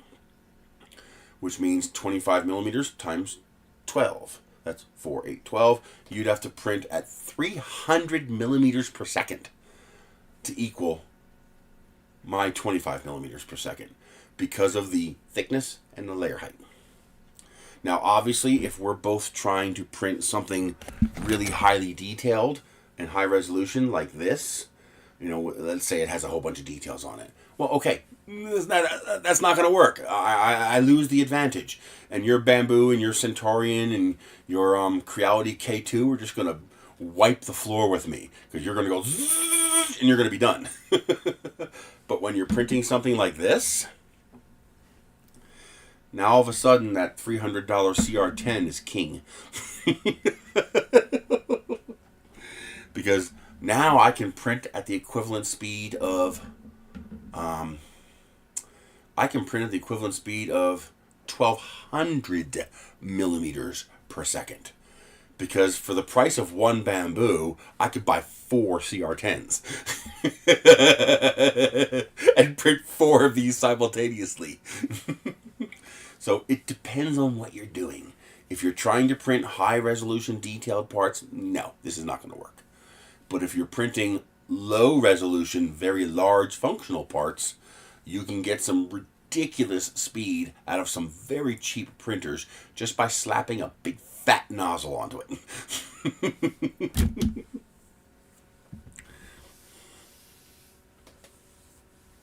But that's a nice feature. It's a real nice feature to be able to do that.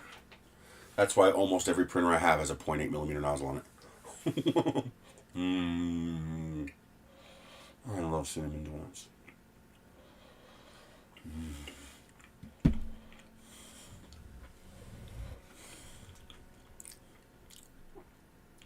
I love cinnamon. Cinnamon flavor is good.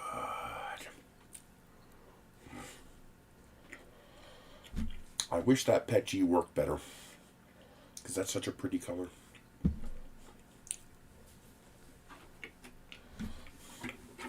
This is green Ranki, R-A-N-K-I.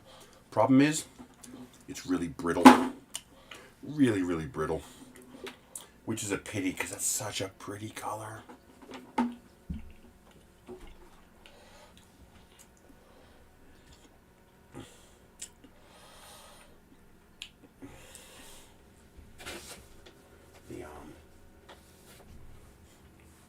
I wonder, can I find that email?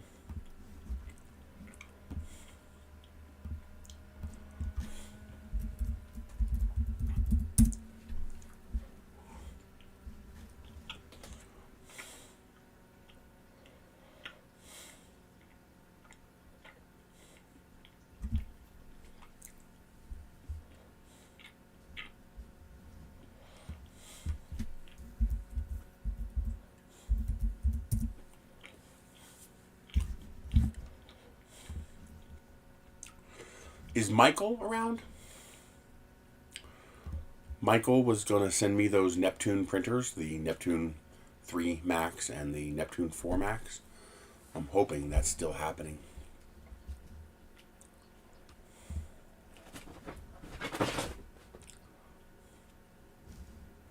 What did you do, cat? Come on. Hey, baby. Come on up. Cat tried to jump on the bed and missed. I'm hoping he's still sending those printers to me. Because I would really love to have those large 445 printers, especially the Neptune 3 with the 400 by 400 by 500 build volume. Oh, that's nice. That extra 100 millimeters would reduce the parts count of my larger rockets by one whole part, which would be nice.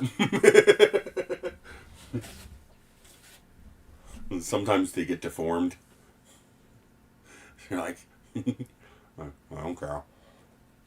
It still tastes good. Yum, yum, yum, yum.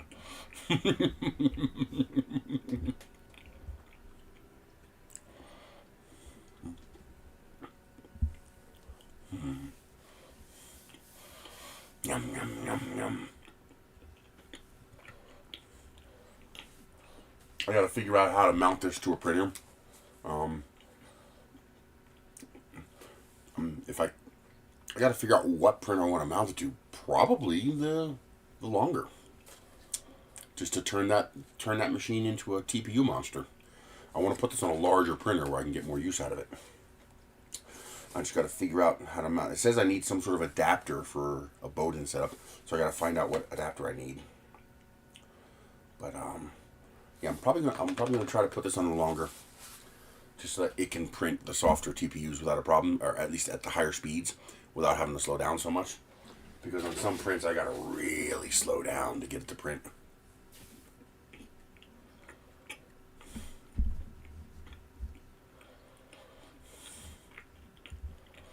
Yeah, it's amazing. Just trying to use a second Space Deck screen doubled my CPU usage. That's incredible. But,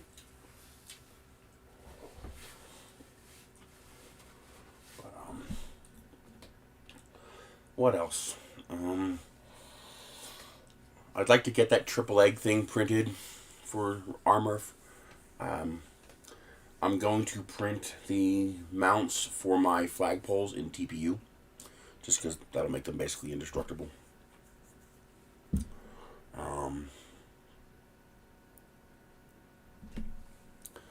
Oh man, the pus is driving my eyes crazy.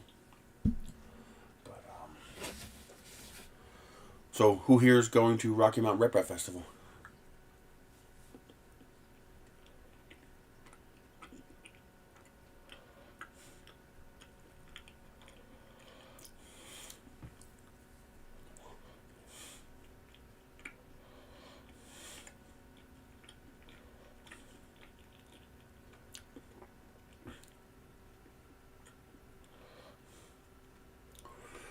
Something else I came up with as an idea for this headband idea is to have little pins on the crossover points so that you can mount trinkets to it.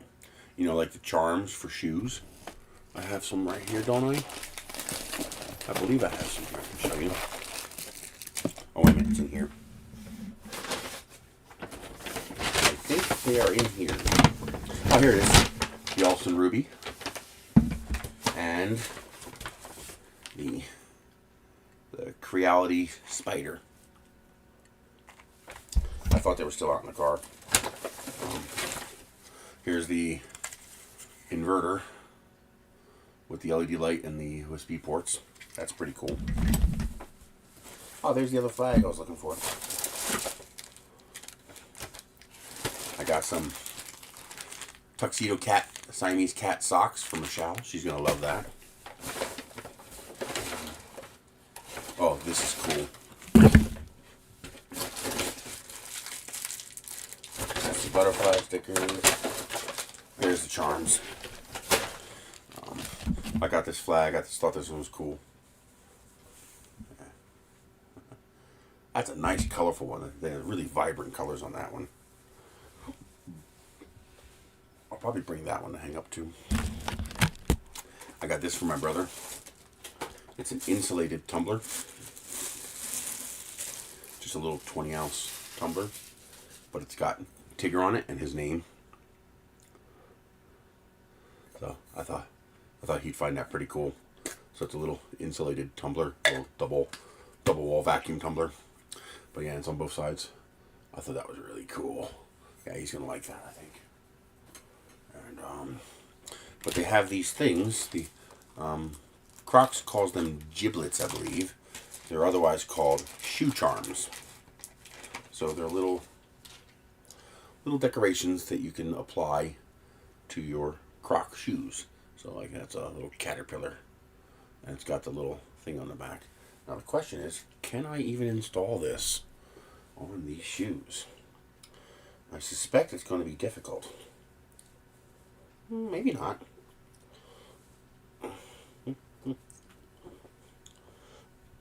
Hey, it works. Okay. Nice. Oh, he's upside down, but that's okay. It works. And you can see inside there. It sits pretty flush inside there, so it doesn't hurt your foot. Okay. That works better than I thought. Now, I guess the real question is, can I get it back out again?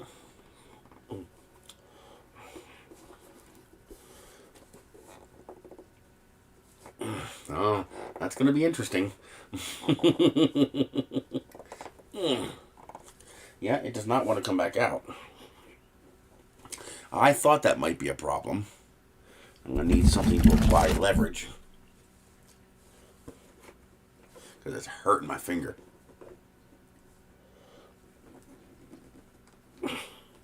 Oh, I think I got it. Yep, got it. So it does work. One thing I could do is shave down that a little bit so it's a little easier to put in. But I was actually concerned about whether that would work or not, but it worked. One thing I might do is I might go into the file and add a little depression around that hole on the inside so it's not so thick. Because I made this whole shoe bigger to fit my feet, and that's going to make those holes thicker. And okay. So put a little bevel in there to make it a little bit easier to install them. But yeah, that worked. So I was thinking I could do the same thing with this. Have little connection points so that you can attach little things to that, you know, to decorate. And make a spiked one with nozzles. I just think that'd be fun. But just an idea. I also wonder if I can make temporary structures with this design. So if I took this design and scaled it up so that this was 6 feet across, would that allow me to make a much larger structure out of 3D printed materials that actually has some strength? So for example, could I use this design to make an archway, like a garden archway? That's 3D printable. That doesn't even need to be, it doesn't even need to be collapsible. That could just be a fixed structure that you just screw together with plastic screws. But the question is, would it be structurally stable? You know, especially once you thicken it up. It might be. I don't know, we'll have to try it. And that would be pretty easy to print. You just print the parts on their side with the holes through them. And then you print the, it'd be just like my garden flag mount, except you'd have a little plastic nut to attach each of these together and create little arches, you know, whatever size arch you need to for different things. It'd be interesting to see if that's possible. Getting all kinds of ideas. I love the presentation of the Olsen Rubies. It's got this beautiful box with this beautiful presentation. Just very nice. Oh, yeah. It says it right on the back, 0.6 millimeter. No, I bought this off of off Temu. I think I paid me see if I can find out what I paid for it. All of the links for this stuff are gone. Apparently they just terminated all the links, which sucks because you can't use price adjustment anymore. But let me see if I can find it.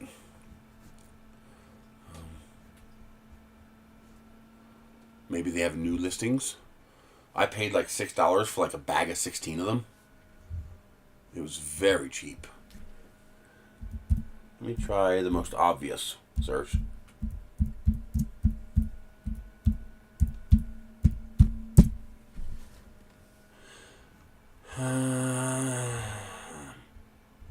Nope.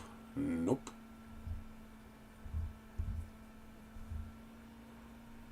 Nope.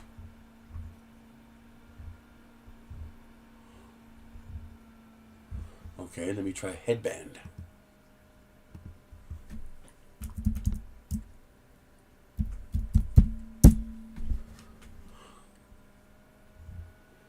Nope, nope, nope. See, it's all local listings now. They're not even showing me Chinese listings anymore, which is really annoying.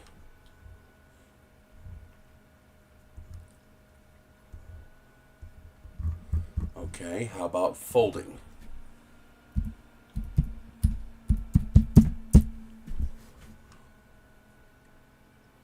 That worked. Found it. Okay, let's find a decent deal. Here we go. 5 pieces for $4. That's not bad.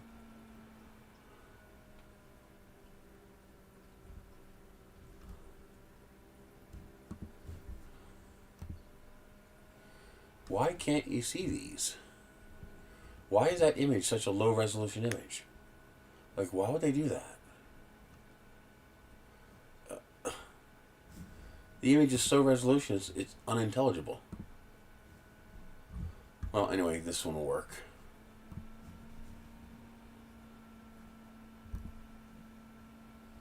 So if you do a search for folding headband, they come up.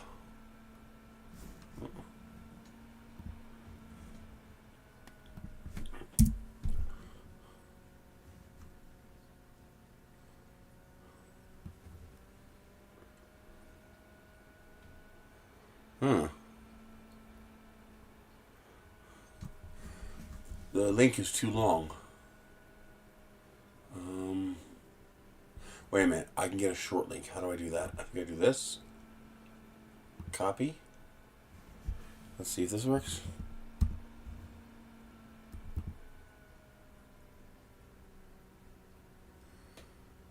I think that's the number.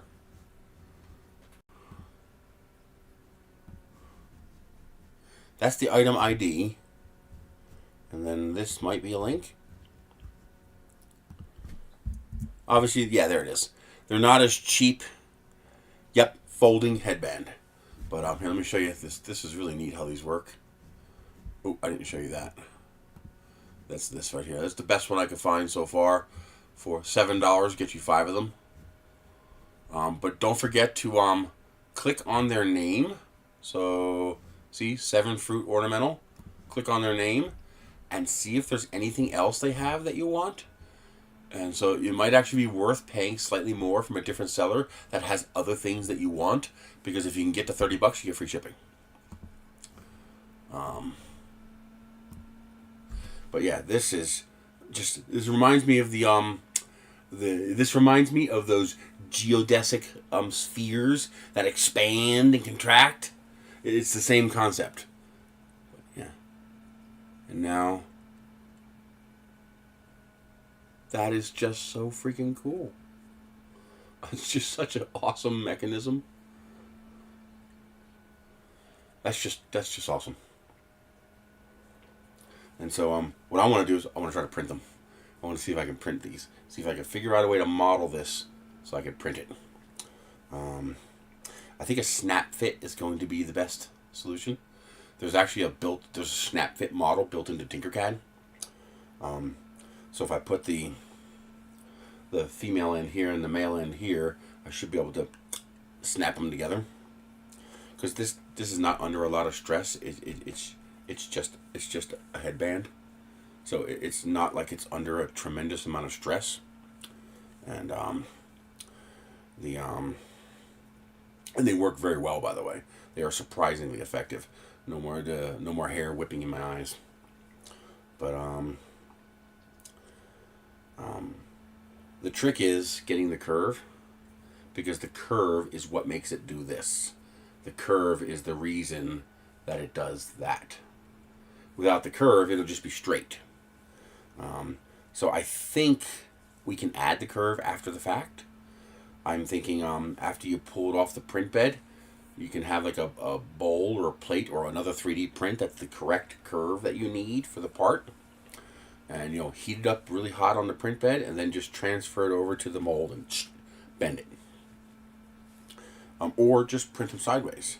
The problem is printing them sideways will allow you to print the curve into the part, but the I'm not sure how well the snap fit function will work if you print it sideways. Can I print the snap fit truncated like I do the threaded parts for my my flagpole and stuff like that? Can I truncate the edges of it, and will that still print okay? I don't know. I guess I'm gonna have to find out. I guess I could just start with just by printing a single piece and then try it. You only need one piece. Just the one piece is all you need. Once you have the one piece, all the other pieces are the exact same thing, just with different design. And then the end pieces are, I'm guessing they're exactly 1/2 of whatever that dimension is. So if these are 100 millimeters, these are 50 millimeters. And so you just need 4 half-size pieces for your ends. Otherwise, it's the same 2 pieces repeating over and over and over again. And you add a little bit of curve. How much curve you add determines how much curve you end up with at the end. And of course, you can adjust the curve by simply adjusting how much you open or close this. So for example, I don't do that because it's just going to result in this bending out like that. So I just have it open a bit like that. And that works out perfectly. But, there's a lot of other fun things you can do too. Like, for example, having little posts, little snap fit posts on the top so that you can add things like little decorations. And it might even be possible to actually use giblets. Since giblets are available and already made, all I'd have to do is have a little a C-clip stick up out of this part here that would have it'd be like a little C-clip. And then this would just go click and snap right into place. So you can use all your existing giblets on that. So that would be interesting to play with. And it should all be able to be printed without support. I don't think there's a need for support. Expanding star on printables. Let me bring it up so you guys can see it. We are now on desktop view. Let's go full screen. Yeah, if I can steal somebody else's mechanism, it'll save me a lot of work.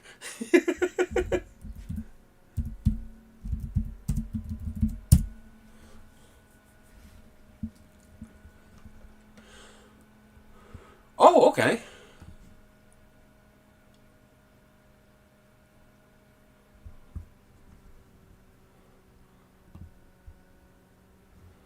Okay, I see what they're doing. Oh, they're using the wall hanger method. Or are they? Is that just so it can expand? Okay, that would work. I could steal that. All I need is this piece and this piece. And then I just design the piece in the middle. Okay. But the problem is I need to print this sideways. I can't print it flat like this. Otherwise, I'd have to warp them after the fact. I mean, there are ways to do that, but it's cumbersome.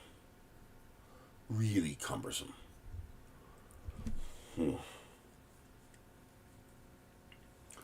Okay. And again, these won't be the strongest in the world, but they don't have to be. I mean, it's just a freaking hairband. It's not like it's going to be holding up 10 pounds. It's not going to be doing a whole lot. You can make an iris out of this. Ooh. Attach a bit of fabric to this and you can make a camera iris out of this. You might be able to experiment with different shapes to get interesting bokeh. Because bokeh is determined by the shape of your petals of your iris. Okay, okay. I'm guessing this is strain relief.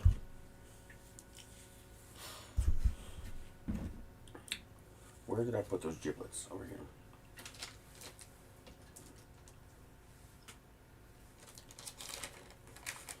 I'll put them back in the bag before I lose them. Okay. So conceptually, it should work.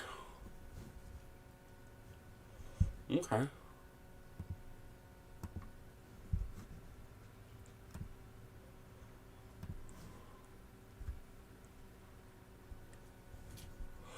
How about... I didn't think of this. See if somebody else has already done it. No items found. Okay.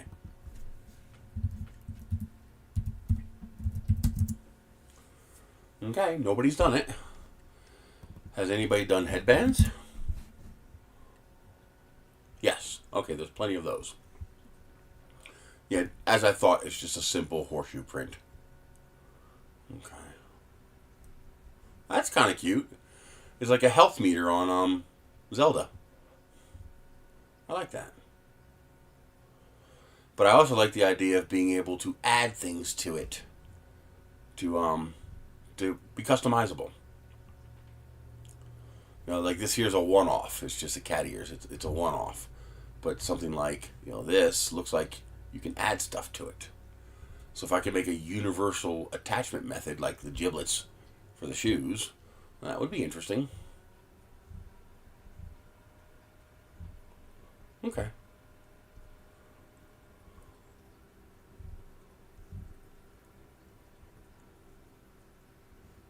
What? What's that for?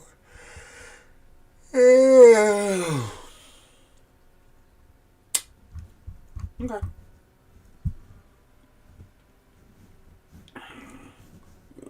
Switch back.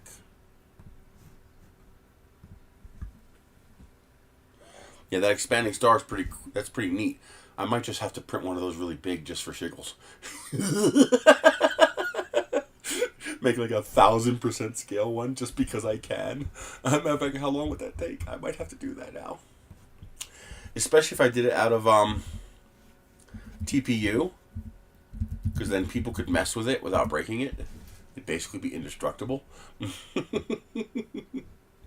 All model files. Okay.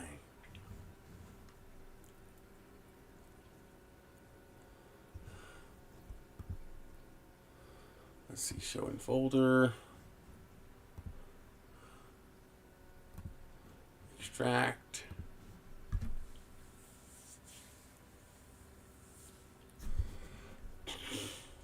Does anybody know how to add the ability to zip files up into Windows context menu so I can right click and go to add to zip file?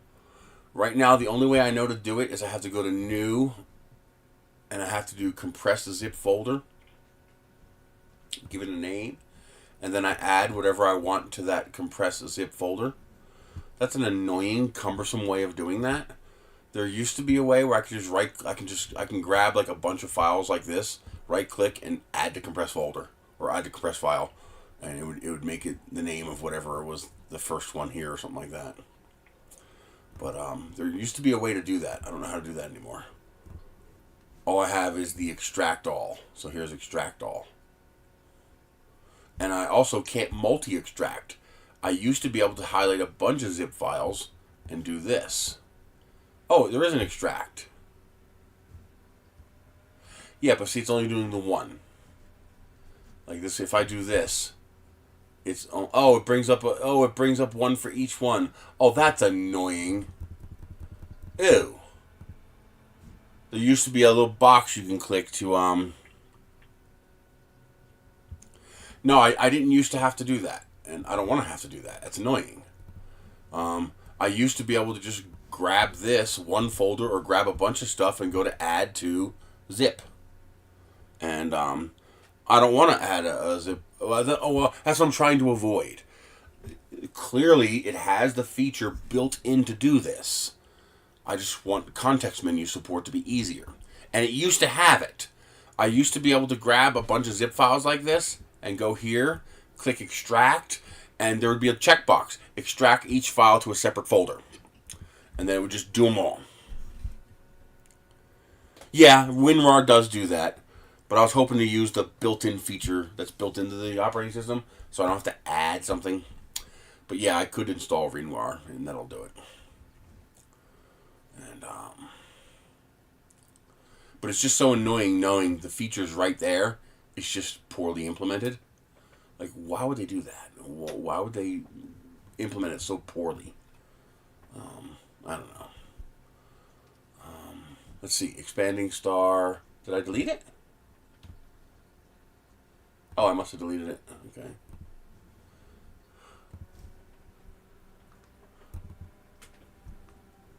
Let's see. View. 3MF. Oh, these are 3MF files. Why is it showing me that one, but not showing me these other two? It doesn't matter, really. Oh, that's still there. That's good. Okay, file new. Oh, let's add. We're going to use the Chiron. Just because it's 400 by 400.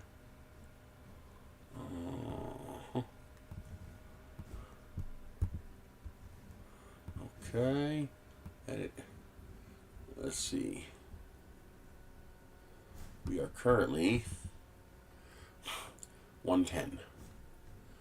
So I can go to 400.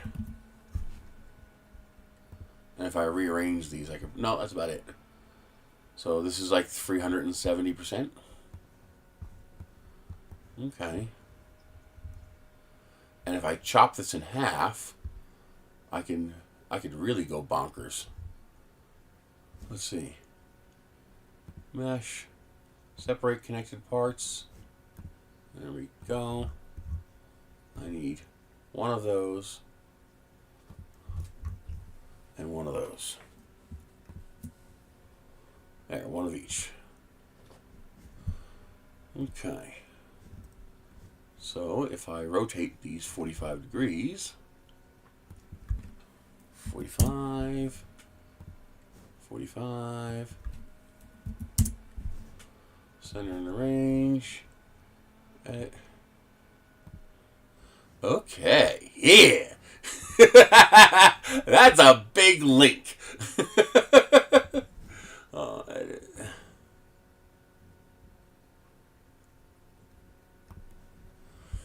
Oh boy, that's a big link. And what I will do is I will rotate this 180 so that I can actually see both parts. And I can create a process for this one and a process for this one. Let's see here. Let's do, let's see. That is solid all the way down. There's nothing unusual there. And that one is, it's got a bit of an overhang, but why would he design it like that? There's a way around that. You don't have to have that. In fact, I'll probably go into the, oh, he probably does that to have something, a lip to grab onto, but there's a better way to do that. Yeah, I'll probably redo that. Okay. Let's do layers. We're going to do 0.4 millimeter layers. We're going to do no bottom, no top, 2 perimeters, and we're going to do let's do a 15% grid infill. Okay. Now we're going to do, let's double check. This will be PET G. Oh, I'm not showing you the screen again? Desktop. Yep, there it goes. Let's see. 0.96 is probably about right. 240 is fine. Heat bed, 0. Cooling. Let's do 40%. No, yeah, 40% is fine. Okay. 55. Let's do 50. With a first. Oh, I hate that it does this. I don't want this to do this. Because 100% is fine. And then 50% for the first layer. Do not restrict start points. Let's update this profile so it stops doing that. Okay. Alright. Close and heal, positive fill. Okay. Now we do tools, variable settings, different for each model. And now we have our two processes, one for this one for this one. Okay. How much plastic will that use? Probably a lot.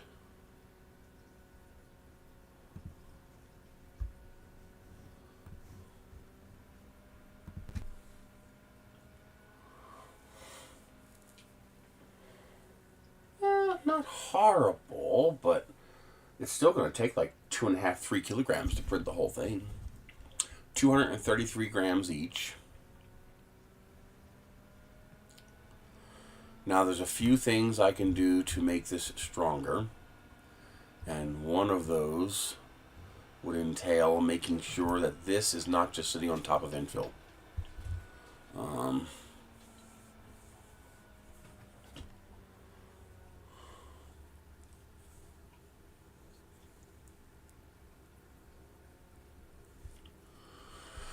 So I could probably get this down to 200 grams each. And I would probably redesign these at this scale.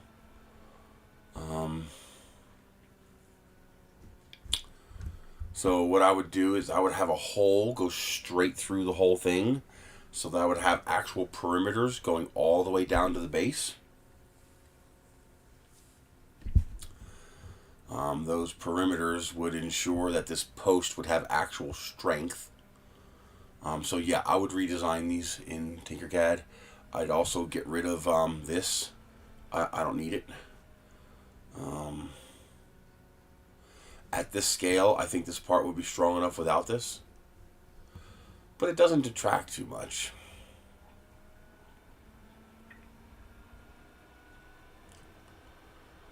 Yeah. Now the problem is 6 hours to print this. That's a long time. Can we optimize? Let's see. Well, first thing, by getting rid of those angled walls, I can bump this up to probably 0.6. I bet you I can get away with 0.6. Wherever you are, you can go away is what you can do.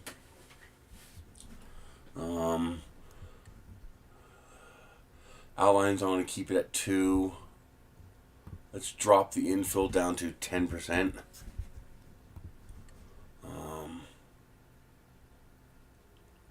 Let's see what that does. Alright, that bumps us down to 192 grams and 5 hours. And that is plenty of infill.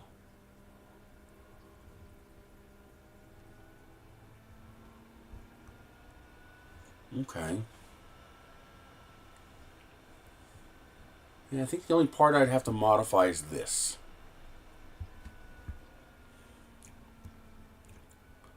So how would I do that? How would I mess this up? Because I want to mess this up.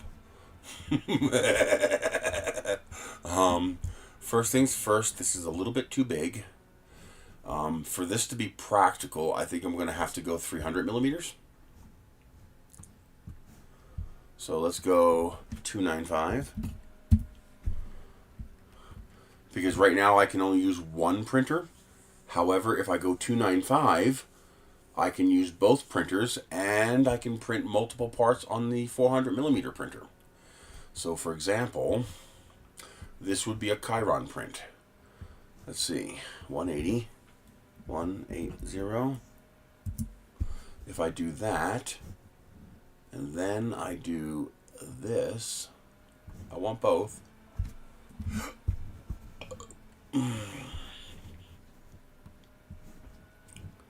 Then do this. Oop, oop.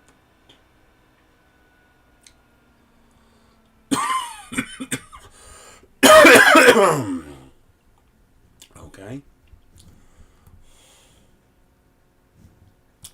Let's group this together.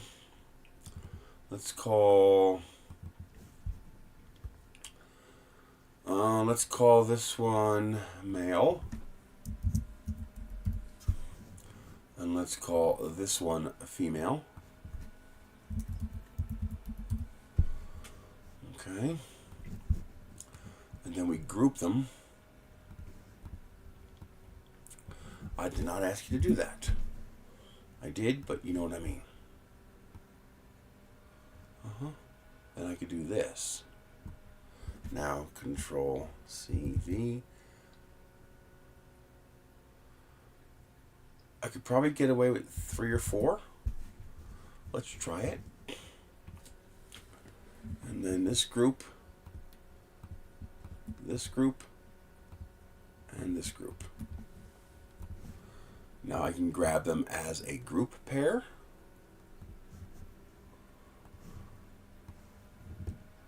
And I can do this. Oh, I can do 4. Yeah, absolutely.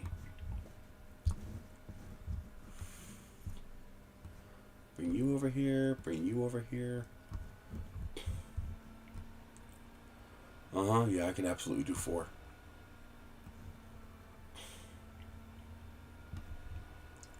Yeah, that'll work.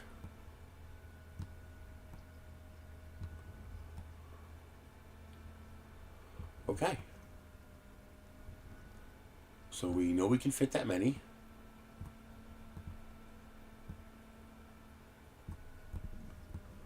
Okay. That's too bad. Can I fit 5? I might be able to squeeze 5. Maybe. It'll be close. I don't think so. It's too bad. Fitting 5 would be nice. I don't think so.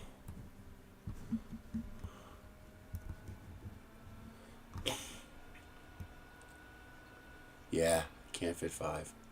Wait a minute. There is a bit more width here.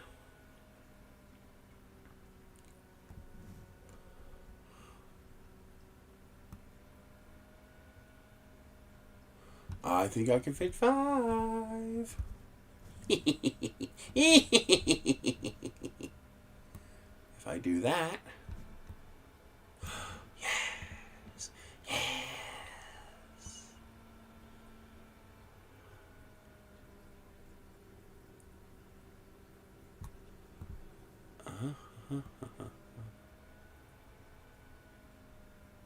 And then bring you in a little bit. Bring you in a little bit. Because it would be real nice if I could fit 5. Oh, it's so close. I think it'll work.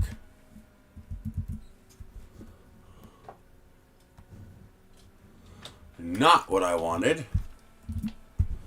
Dirtbag. Group. Yep, I can fit 5. Definitely can fit 5. Then, okay, so I can fit 5. Right. Now we ungroup. We make this one all males. Yes, it kept my ordering. Very good, Simplify 3D. You don't get punished today. Okay. Now, I might actually have to go back to... No, we're under 200 grams. I do have the screen right? Yes. Okay. So this should be 1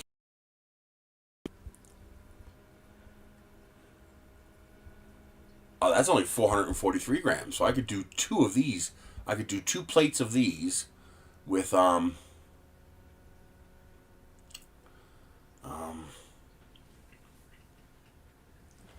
could do 2 plates with this part, and then this part is going to take a little bit more. No, 439 grams. Okay, so I can print a full set of 5 with 1 kilogram. And I need, stop it, 1, 2, 3, 4, 5. 1, 2, 3, 4, 5. 1, 2. So I might be better off doing 4, since I have to do 3 plates anyway. If I do 4, then I can I just have to do 3 plates.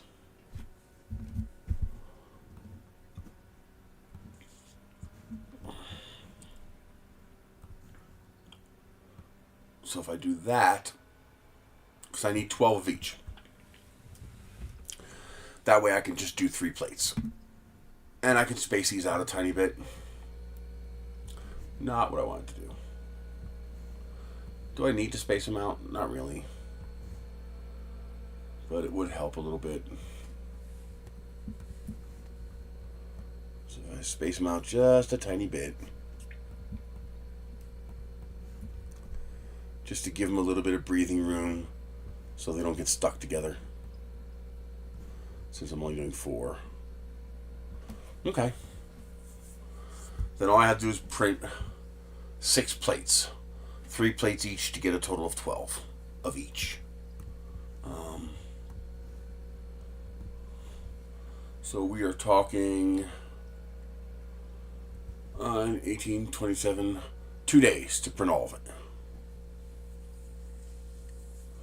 Because about 10 hours each. Okay, that's interesting. I'll have to think about it. I'm not going to do this for RMRRF. I don't have the kind of time I would need to do this.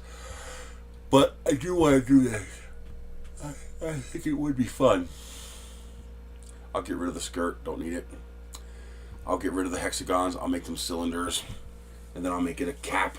Probably a bayonet cap. Maybe print the cap separately. Or just, I don't know if this is going to flex enough. Now what's interesting is I think I can get rid of a lot of work on this part here.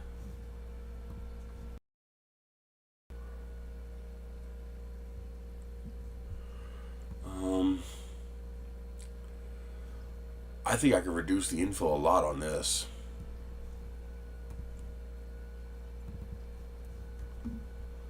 Let's see. 2 walls. I think I can get down to 8%.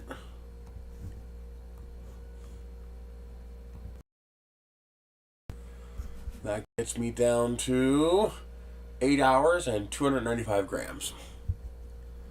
And that will actually make this a bit more flexible, which will make installing it easier.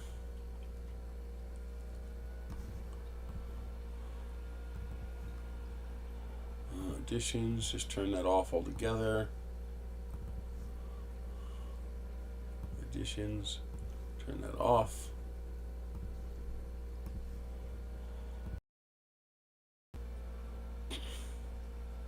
Oh, no, I don't want to do sequential.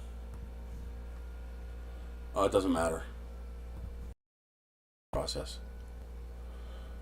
Alright, 294 grams, 8 hours and 10 minutes. That ain't bad.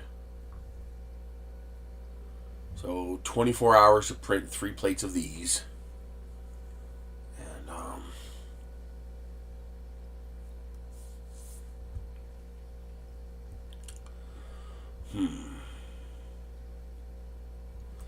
I could actually probably do this in vase mode if I did it right.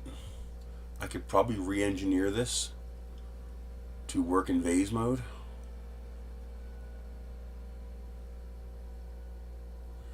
For example, I could have ribs connecting this over half of it so that the other half can expand and move to make snapping them together easier. Oh my god. Yeah, that would actually probably be a lot easier. Just do the whole damn thing in vase mode. This part here, I absolutely could do the whole thing in vase mode. And I think I can re-engineer the other part to be vase mode compatible too. I think that could work.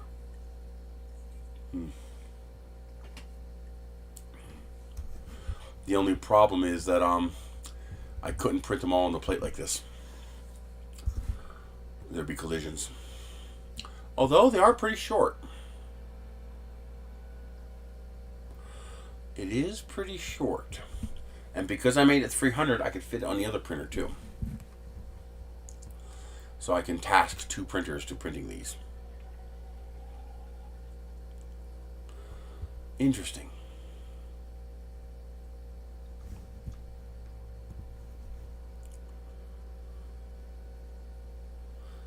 Yeah. So I might be able to do 3 of them in a sequential print.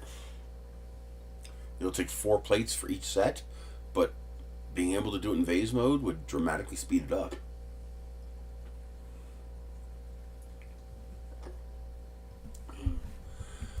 As long as I keep the physical dimensions the same, the location of the pins and the holes, that should be. Let me save this for now. This will be an after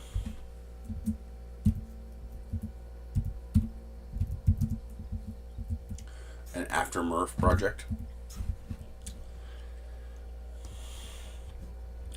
So let me get that saved. Okay. Yeah, that's all it is, just the 2 files. I can modify those. I could definitely modify those.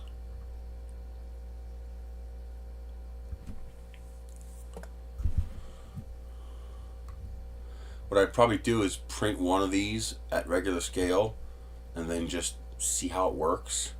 And if it works the way I think it does, it shouldn't be that hard to redesign it to be more optimized for large scale printing.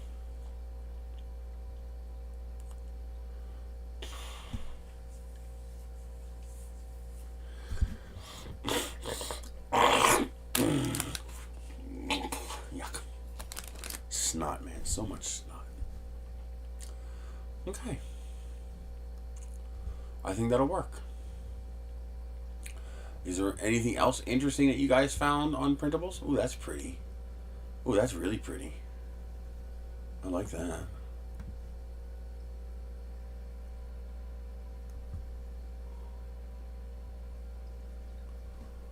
What's club and store model? What's that mean?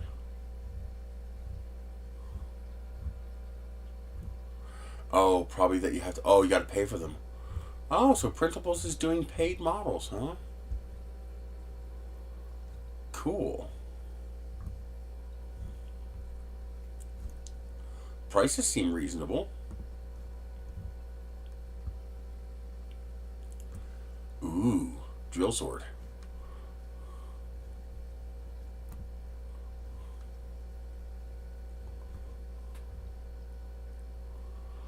I want to print these too, the cat and the octopus. I want to print this for my friend back in New Jersey. I'm going to get some black TPU and print this in rubber for my friend. He has a tire shop, so he'd like that. That seems like a waste of filament.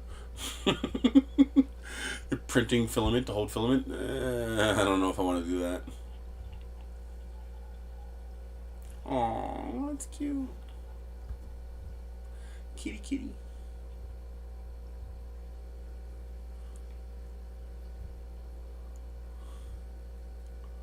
That's cool, but it looks like a bitch to print. Man, I do not envy having to remove the support from that.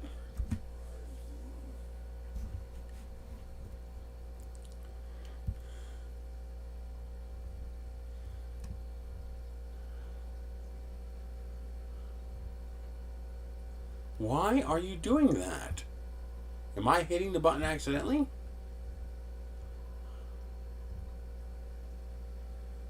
I like that. That's a nice little bin. I want to print that for my mom. Get some bone colored wood fill filament. And my mom loves skulls, so I want to print that for her. I think she'd like that.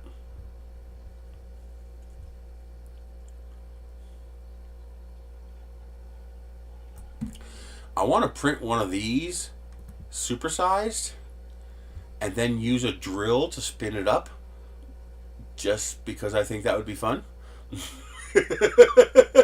Just don't let it hit you, because that's gonna hurt. I wonder, that's something I might actually be willing to do. Do I need more projects? Oh man. Oh, I might just have to, because that wouldn't take that long. It really wouldn't. Let's do a... Oh man, I really want to print a giant one of these and then bring my cordless drill to spin that booger up. Oh, that one looks cool. I'd rather use one that's round, so that if it hits somebody in the leg, it doesn't kill them.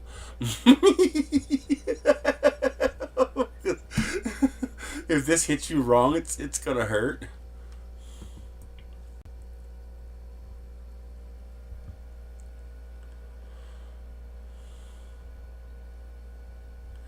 But I do need something with lots of mass on the outside,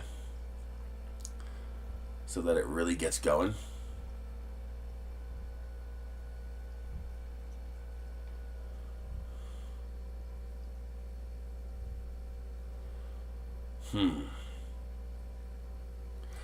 Yeah, I really want to do one. Like something like this would be perfect. I'm guessing that's the nub. Because this one, it's got lots of plastic mass on the outside, so it'll have an inertia. Yeah, there's the top, there's the body pin. Yeah, I really want to do one of these now. Oh man, that just looks freaking hot. Oh, the inside is spinning. That's interesting. I'm not going to do that one, but I'll download it.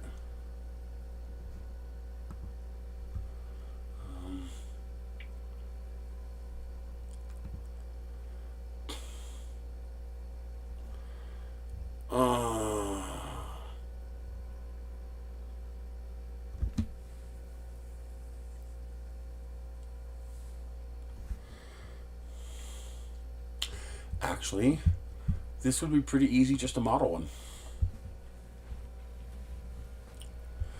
It wouldn't be hard at all. Create, 3D design.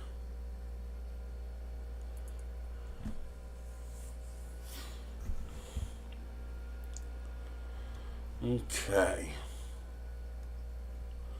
So, let's start off with, I guess, a torus. Just because that looks cool. And let's go maximum number of sides, maximum number of steps. And we're going to make the radius is probably a maximum of 100. Yep. And the tube is going to be, we're of course going to print this at 400 because I can.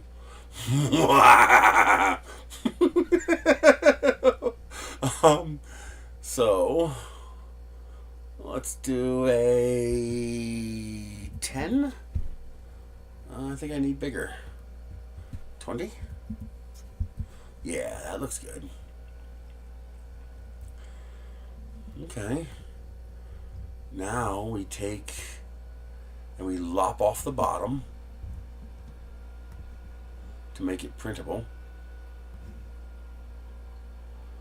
And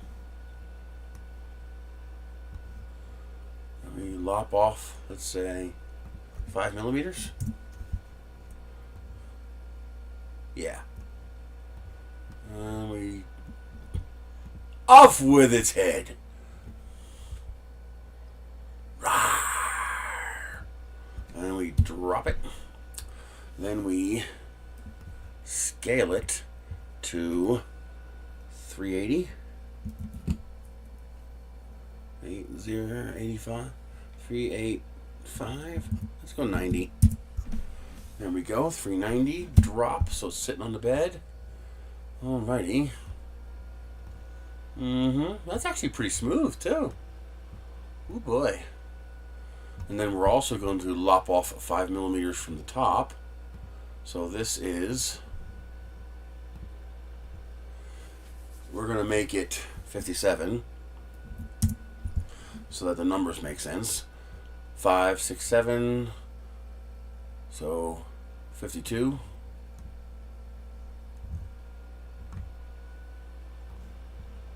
If we raise this to 52, that should lop off the same amount off the top as the bottom.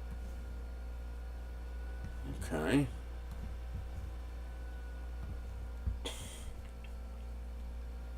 No, that will not work. I'm an idiot.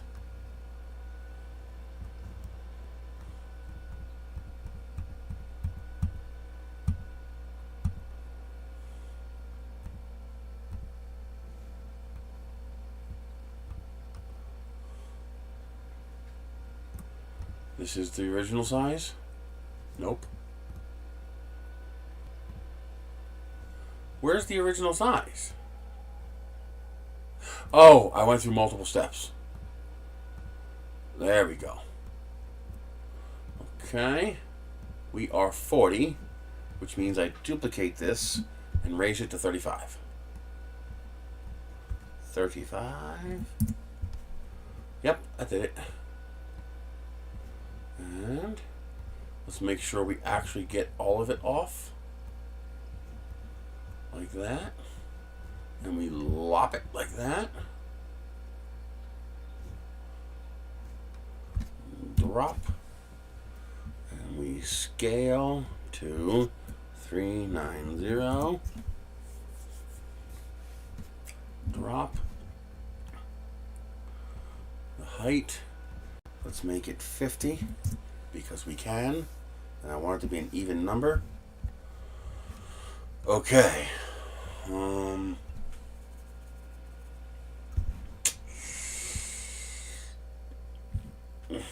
Hey, DeWitt, I want to make a spinning top, you know, like a spinning top that's gigantic, and then I spin it up with a goddamn power drill. Just because I can. No other reason. Just because I can.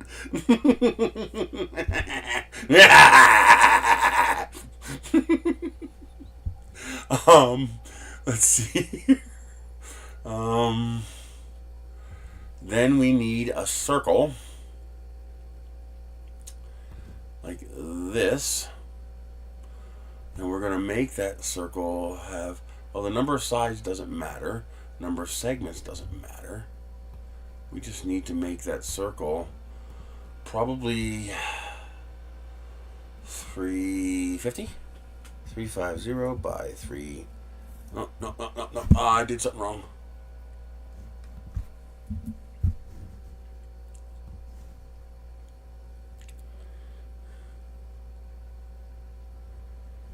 Oh yeah, how did you get that set up? Who did you talk to do that? I would like to do something like that. 350 by 350. Okay. Is that small enough? Yes, it is. Drop. We're going to make that 10. Let's make it 5. I think 8 millimeters might be enough. Heck, 6 millimeters might be enough. And then align, center. Okay. Okay. And then join.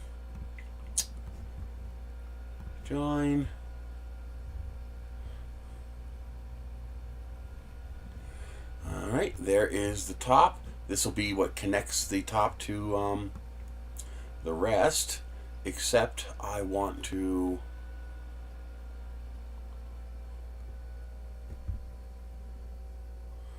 Discord? Okay. Let's see.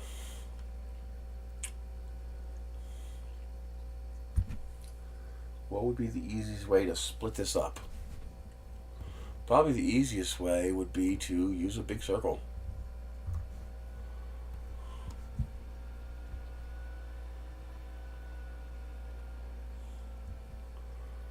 No, let's keep it simple. But I like designs. Let's do 60 by 30. Why did you do that? Why did you do some stupid dimension that I didn't ask you to do? 60 by 30. Dinkleberry.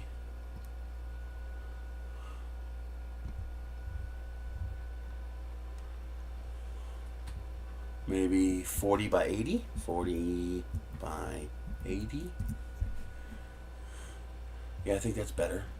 Okay, let's get the pin. We need to put a pin in the middle.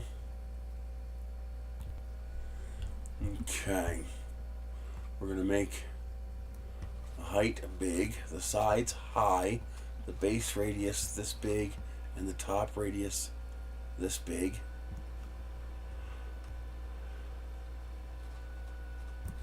Okay, then we take this whole shebang and scale it up.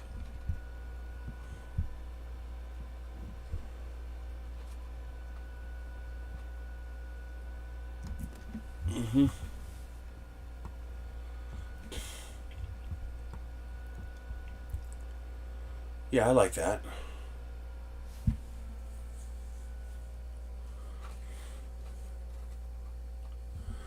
Let's scale it up more. Yeah, I think that works.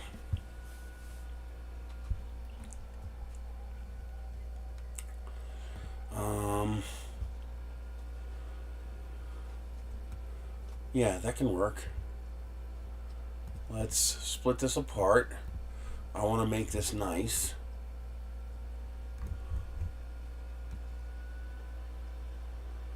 Let's do this. Control D, hollow. Control D, hollow. Make you a solid. Then we select the hollow and the solid, and we crunch it. Then we make this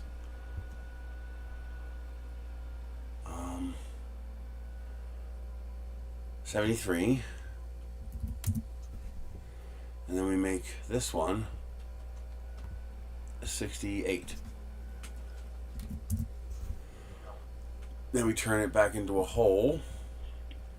Oh, wait a minute, I screwed up. I never centered this. So we take this. Actually, let's just do them all while we're here. And we align them this way. Okay. And then we take all of them this way. And align it on this one this way. Okay. That should be all aligned and centered. Let's make sure. Aligned here, aligned here. Okay. Now we take this and we align it with this and cut it.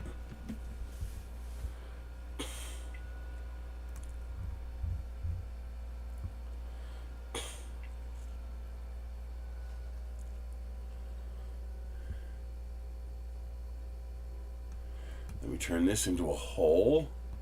We shrink it to 74.22, 74.22, and 89.22. Not what I wanted. I did the wrong way. 69.22. Okay. Then we shove it all the way through. That goes all the way through, right? Yep. Then we take this piece and this piece, and we Control D, and then we rotate. I don't like that. That's 45.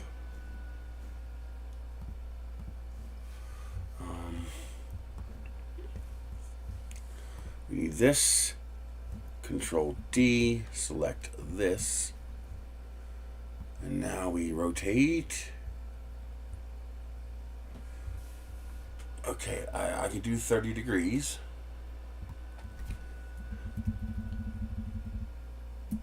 Okay. Yeah, I just did. Okay. Then we should be able to take all this. Actually, we need to hide this. We need to hide one of these. Delete all the duplicates. Unhide everything. Okay. Now we take all this. We unselect this, and we do that.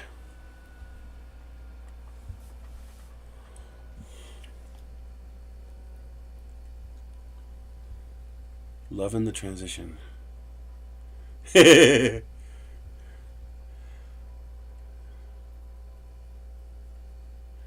Oh, you got a crush on me? You want to kiss? I like kissing. Let's see here. Now the question now, I don't think this is thick enough now. So let's make this 12. Just to make sure it's strong enough, because I'm going to really get this booger going. Okay.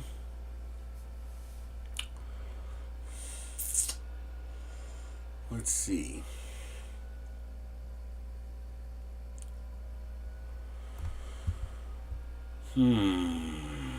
Is that strong enough? Now I also need to take this, make it transparent. Control D, hollow, and then we drop it like that.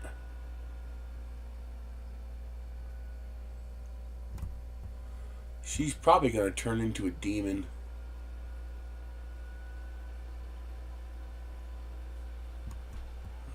Let's see here. That looks good. So now we take these two and we join them. Okay. We hide these. We come in here and we turn this back to solid, but we make it a more reasonable color. And we drop this on here. Okay.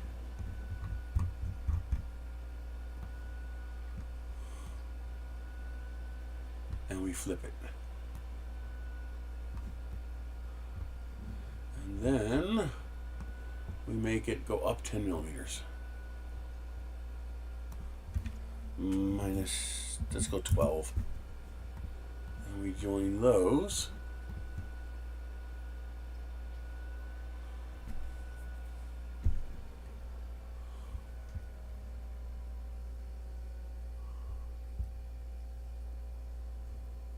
Let's see. Why is this taking so long? That's 3 simple shapes. That should not take long. There it goes. It was just being glitchy. Okay, so now this is hollow. Now what size is that bit that I designed?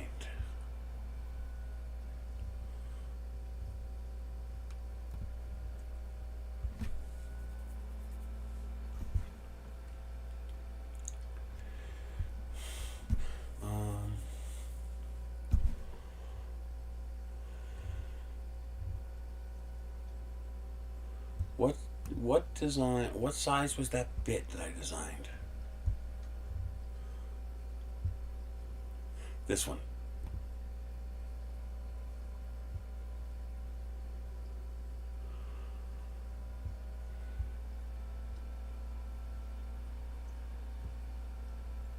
I think it was this one right here. I think that's the one where I designed this to fit in the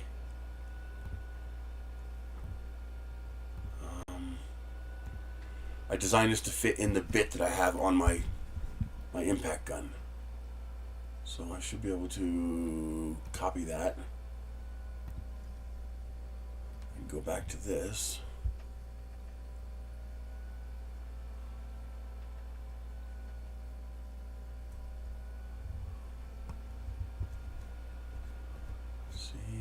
Paste.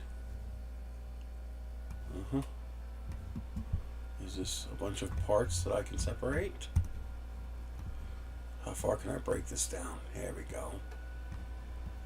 I can get rid of all this. Okay.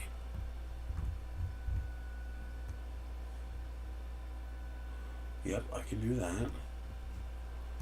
Now this is going to be 12. So I can shorten this to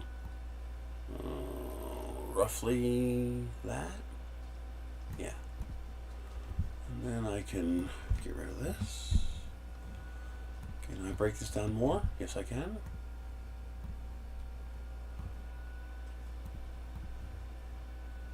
I can't break it down anymore. Okay. I want to keep that. What I do want to do is get rid of a little bit of that. So we're going to shorten this to that. Okay. Put this here. And then drop.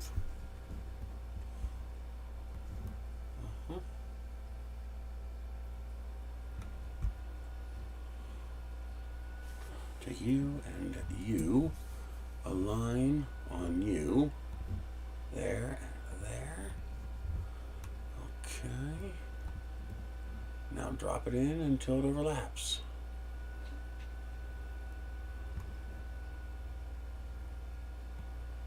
Let's bring it up a little bit. Kind of like that. Yeah, I think that'll work. I do want that to be a little bit looser. Let's make it 39. So it's just a hair smaller. I don't want a tight fit because it's got to be able to pop off. That might be too small. Yeah, I'd prefer to have that not exposed. Okay.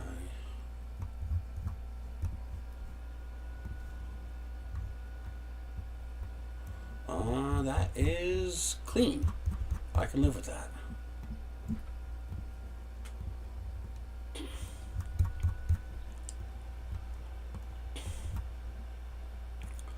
Rejoin that. Okay. That is the bit.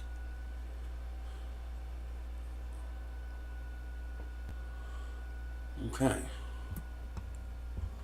Now we take a sphere, or a half sphere, and we put you right there. And we do something like that. Stretch you out a bit, like that.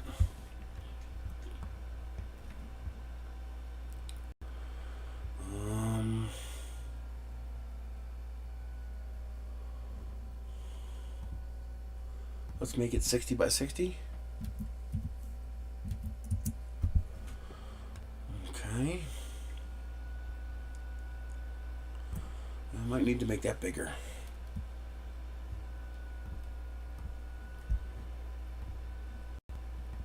Why can't I select that? 80. Yeah, I like that better. So that's 80. So now we take a cylinder and we make it 80. And we center it on this, there, and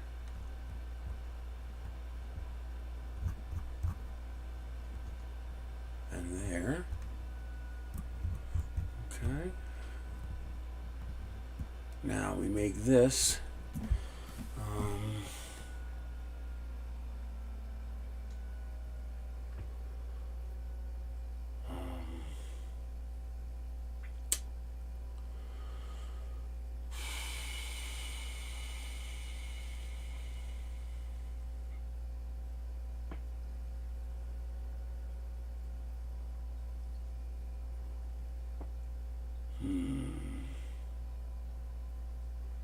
how do I want to do that?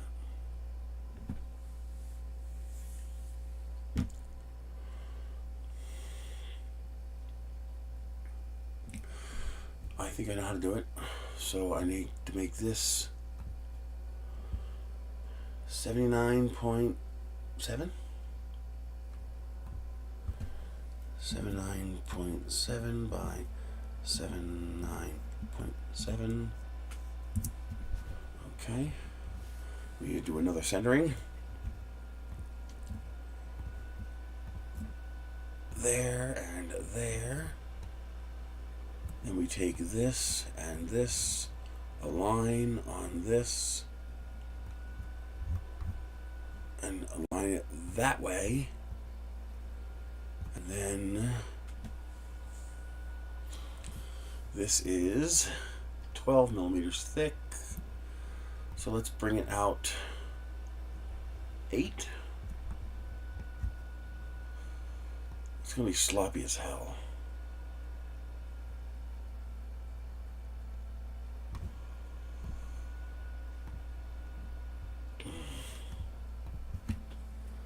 Drop. I don't like that. Is there anything else I could do about it?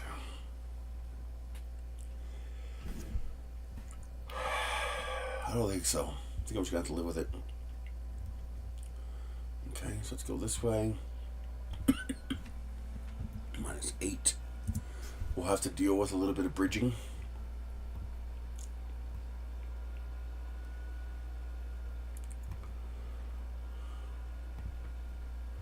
So, -8. Take this and join it. So I'll have a teeny tiny bit of bridging.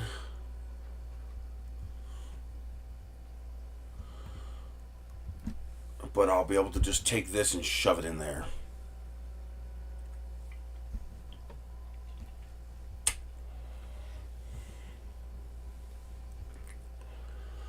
Okay. And that'll give me 4 millimeters. Is that enough? Is 4 millimeters enough? Do I need this to be 8? I don't need this to be 8. Whoa!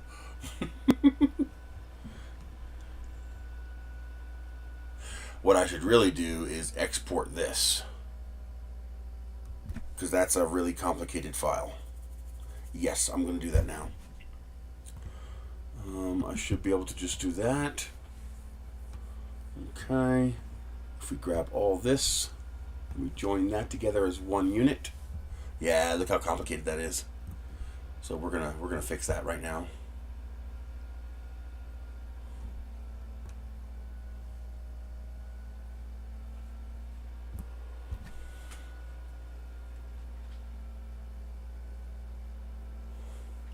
Oh, wait a minute.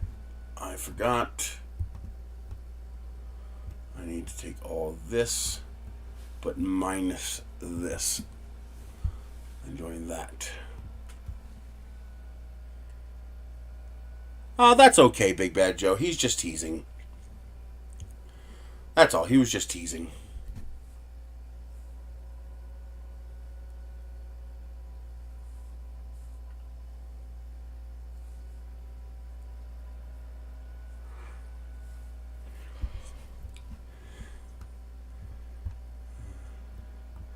He's just being a smart ass, that's all. Oop, stop doing that. Okay, good. So now, this has a torus and this as part of its model design, which adds a tremendous amount of complexity. So what I'm going to do is I'm going to export it, and then I'm going to re-import it, and that will destroy all that complexity, turning this into a simple shape. Now, I won't be able to edit the shape anymore, but I also don't need to edit this shape.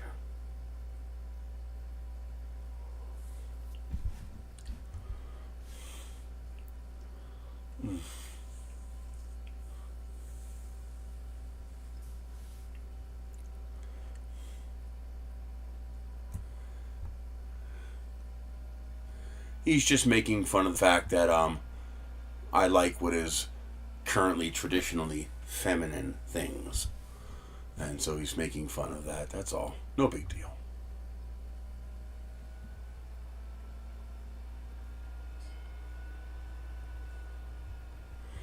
Well, that's more impressive to me. I mean, I wish I had the patience to learn Fusion. Did it come in yet? No, it didn't. Where the hell is it? Did it go somewhere? Why didn't it import the file?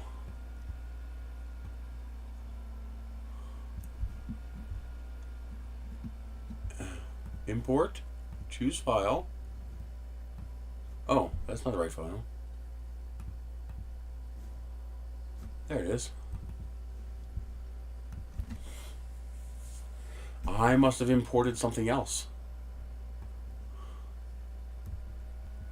Error importing? There's something wrong with that file. Let's save this. Let's call it Chameleon. Let's bring up Prusa Slicer. There must be some glitches in the file. Can you? I didn't know you could reverse that. Yeah, it's okay. He's fine. He's been around since forever. He's just teasing me. Looks okay. I don't see anything wrong. Okay. Well, it doesn't like something. Yes, he does. Yes, he definitely does. You'd be surprised how many people have foot fetishes. At our store in New Jersey, we had an entire section that was just foot fetishes. We had an entire range of shows just for foot fetishes. People are kind of weird about that. All right. Let's see. Let's simplify the model. Very high detail. And then fix by Windows algorithm. Get rid of the open edges. Yeah, you just have to wait till it's done. How long did you time them out for? 86,000 seconds seems like a lot of time.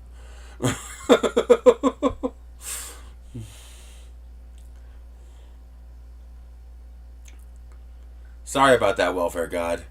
He thought you were being an asshole, and you kind of were, but that's fine. Oh! Sorry about that, dude. I didn't ask him to do that. It's okay. Okay.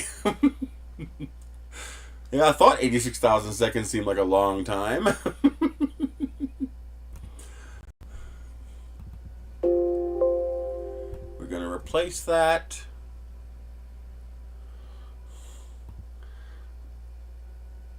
Yeah. Sorry about that, dude. If you're still listening, I'm sorry about that. He thought you were being nasty. You were in a way. You know, if you were some rando who came in and said shit like that, I would have banned you. But I know you.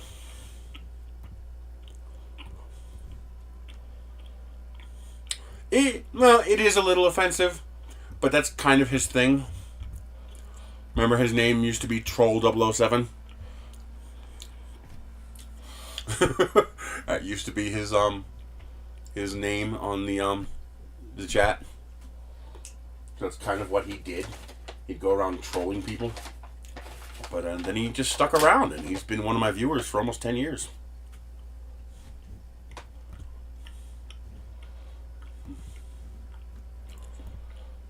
Yeah, I mean, like I said, that's why I don't blame you.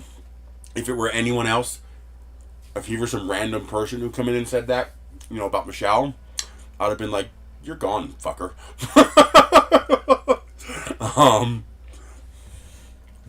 Hang on.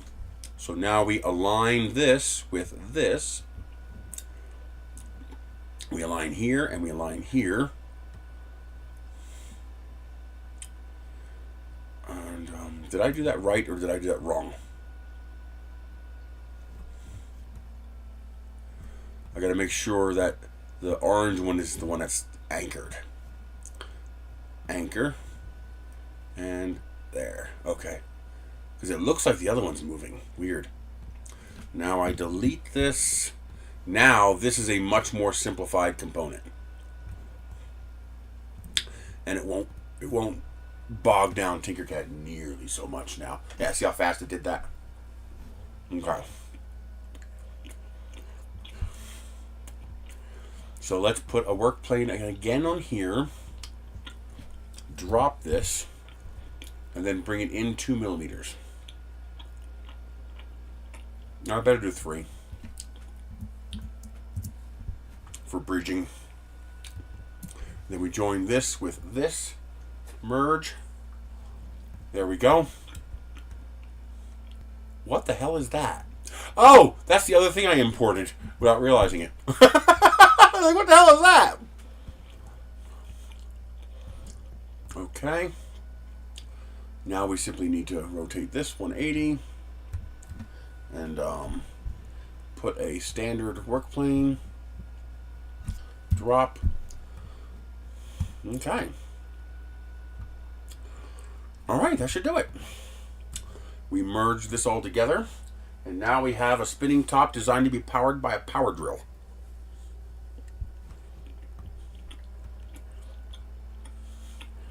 All I have to do is print these 2 parts, glue this into this. I mean, if I had time... Oh man, it really wouldn't take that much work.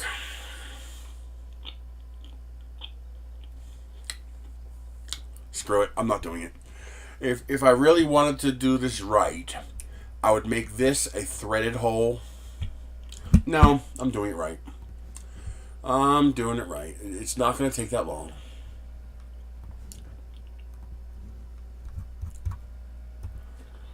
Do it right. Stop being a lazy shit.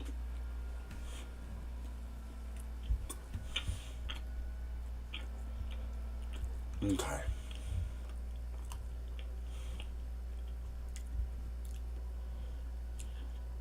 I'll tinker this.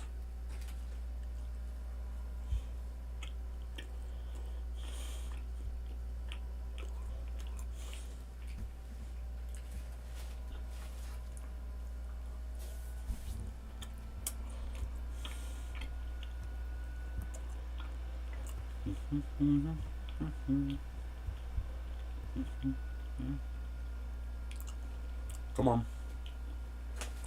Come on. Come on. I'm pretty sure this one has both bits. Yep, there's the one threaded bit. There's the other threaded bit. Control D.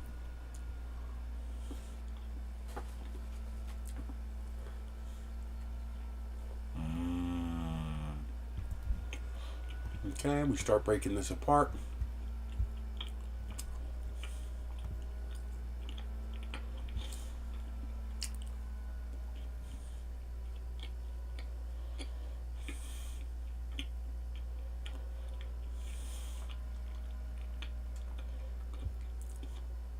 Come on. Come on. Come on, you stinky little winker.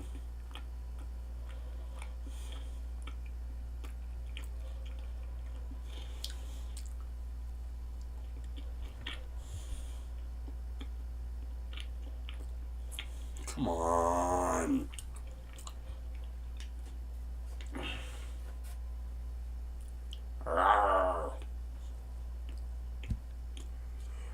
No, why is it taking so long? I can start deleting stuff. I don't need you. I don't need you. I don't need you. I don't need you.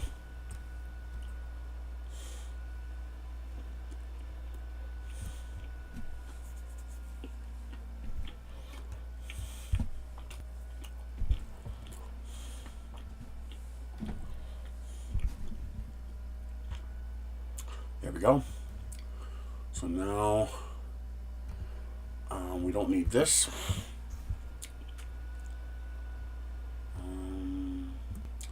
I don't need this. Okay.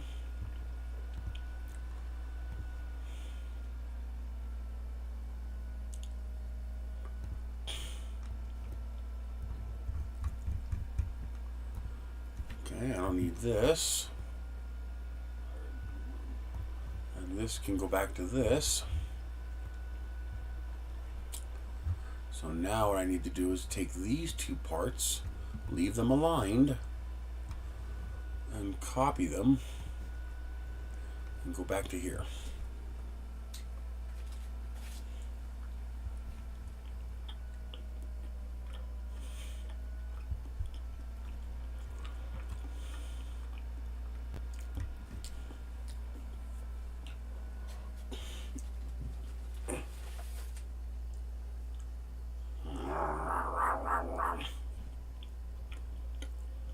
Okay.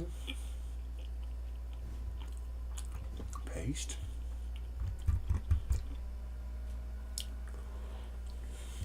Now we take this and make it 80.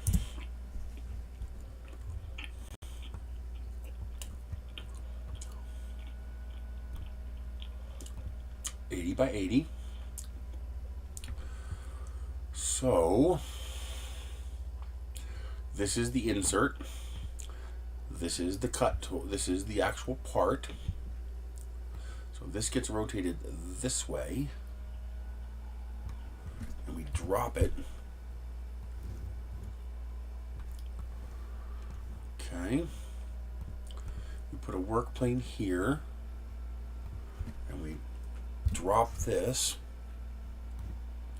We align these two on this one, there and there, and we join them together. So there's my spinning bit. Okay.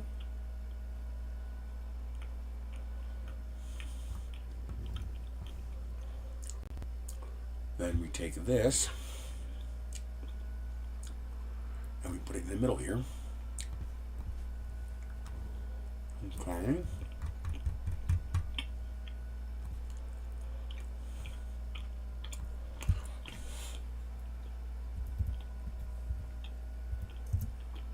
That makes it clear.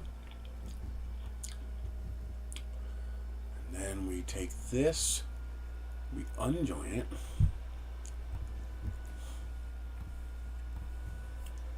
Unjoin. We get rid of this. And we center this on this. And this way I get to do my favorite thing of making a gigantic, weird, crazy, stupid, silly part that does not require any glue. Okay?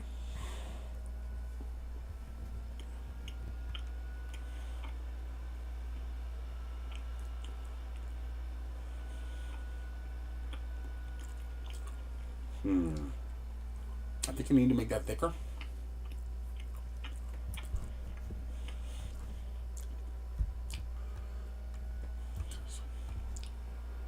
Let's make it 20.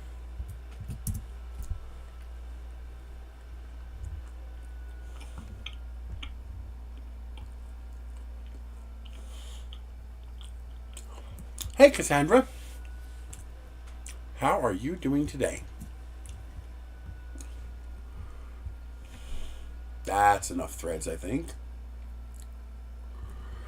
I am making a gigantic 400 millimeter across spinning top so that I can spin it up with a power drill. Just because I want to.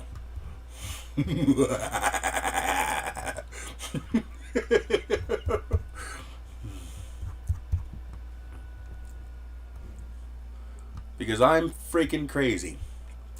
I like crazy. You like crazy? I love crazy.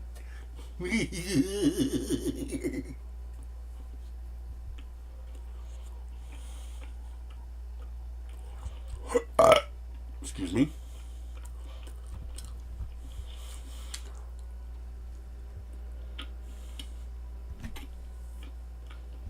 There we go. Now, theoretically, I can scale this any way I want. In fact, if I do this correctly, if I put this here and this here, will this fit inside of that square? Come on, tell me you fit. Tell me you fit. No, it doesn't fit. Ah. If it fit, you'd be able to print both at the same time. But nope, you're going to have to print them separate.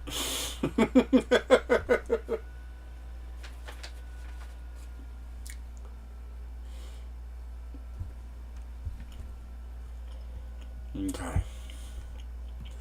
Now, what I also might do, I'm going to try my TPU trick on this. So,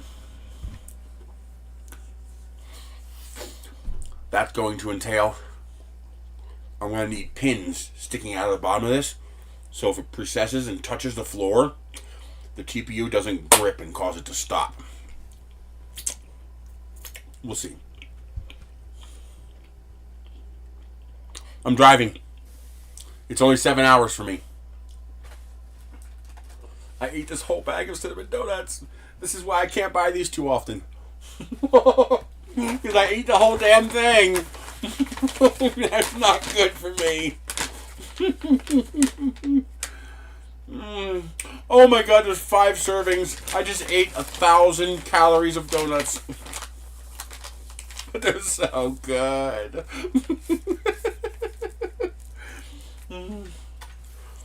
Oh my god, they're good. Okay. We're going to call this a Mega Top.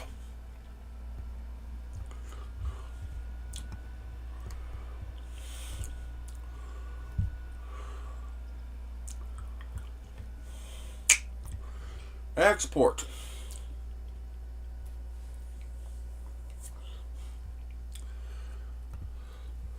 Mega Top, go! Ooh, nice. Yeah, I know. You can try printing them smaller, but I have a feeling a lot of the details going to go away if you print them smaller. Can you send me a picture? I'm like dying to know what they look like. Maybe try shrinking it to 75% scale, but then change the height back to the way it's supposed to be. So check how thick it is, shrink it to 75%, and then unlink and then bring the height back up again. You could try 75%, but I have a feeling you're going to need a 0.2 nozzle if you want to go smaller. I tried to make it something reasonable you could print. And then Mega Top and Mega Top Point. Now the good news is, let's call it the tip. Nah, let's call it the tip of the top. The tip of the top. Just because. I could print that on a separate printer. The sink is out again? So, is my sink out again?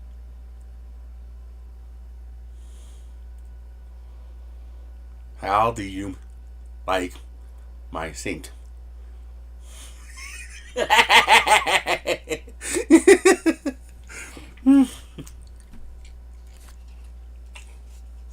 Is it still out of sync now?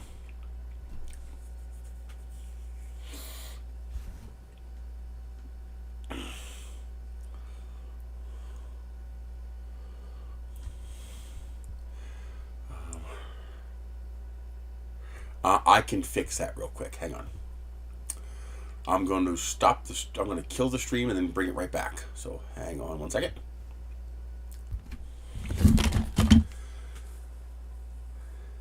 Okay, is the audio back in sync again?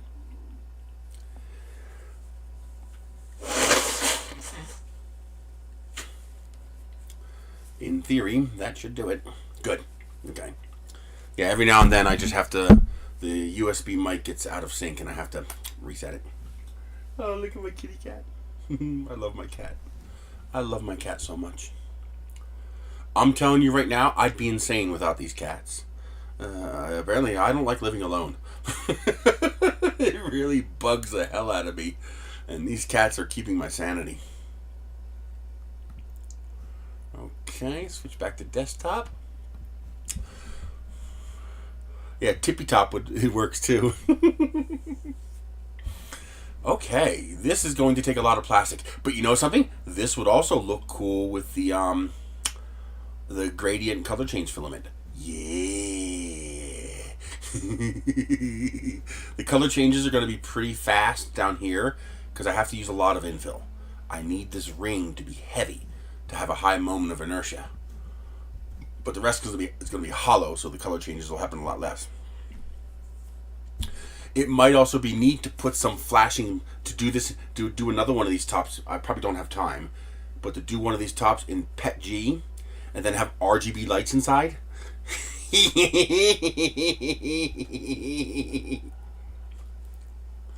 Actually, I could just put a single RGB light in the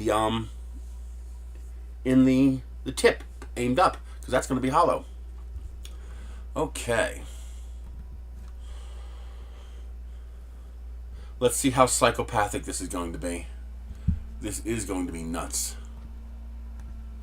Okay. Let's do the mega top.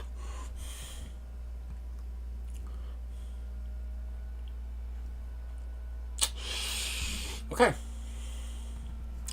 It should be as simple as, let's do 0.98. I think I can get away with 0.6 millimeter height. Let's do 3 perimeters because I really want this to be strong. And let's do infill grid 25%. That's going to take a shit ton of filament. Is grid radially symmetric? I think it is. At least I think it's close enough that it won't unbalance the top. Oh boy. Okay, we don't need top and bottom layers, so that's good.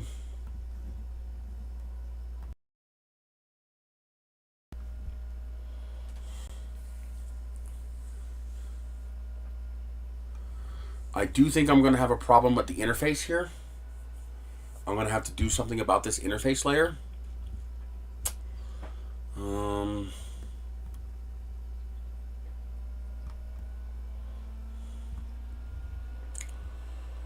Woo! 2 kilograms! What can I do about the interface layer? I think I need to make this as big as this. I think that's what I need to do. So that these top layers sit on top of these top layers, because otherwise this isn't going to be strong enough.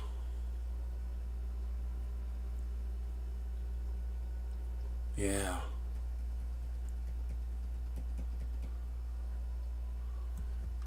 Now what's it look like on the inside? Yeah, that's a problem. That's going to shear right off. That is fine. But that right there, yeah, that's going to shear right off. Probably not, but that's not going to be strong. That's not going to be strong at all.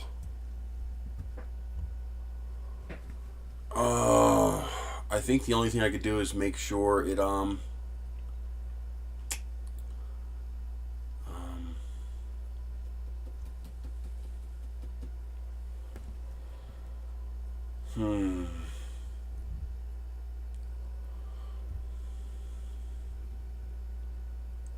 What the hell is that? What is that?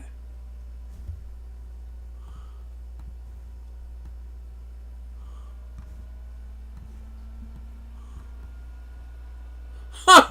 There's a little random friggin' square there. Where the hell did that come from?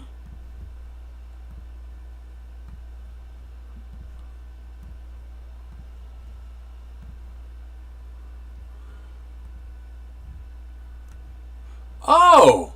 There's a glitch in the model. Huh!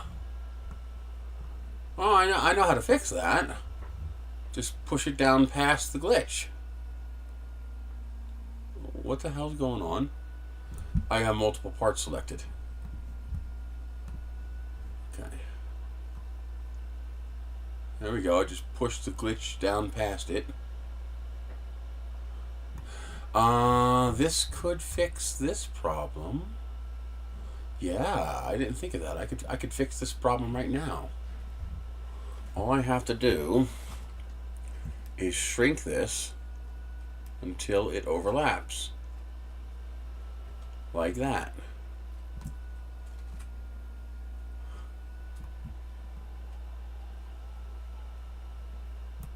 There we go. That should do it. And that puts even more mass toward the outside where I need it, so I'm okay with that. It doesn't quite look right, but I don't care at this point. Okay. Yeah, those should line up well enough so that their perimeters are on top of each other. Okay, although now I have a new problem. This needs to come down.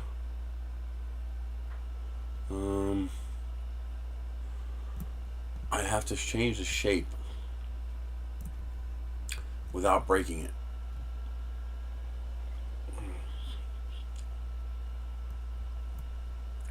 Like that.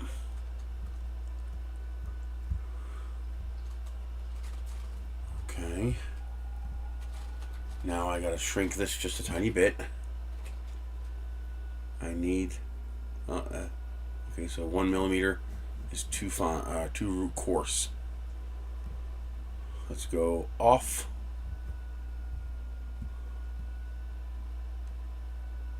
Come on. Can't be that hard.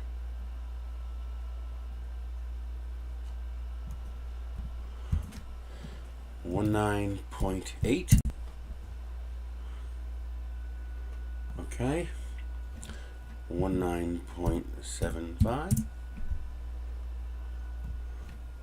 19.7. That's good enough for me. Okay. So drop that onto the deck. Okay. That works.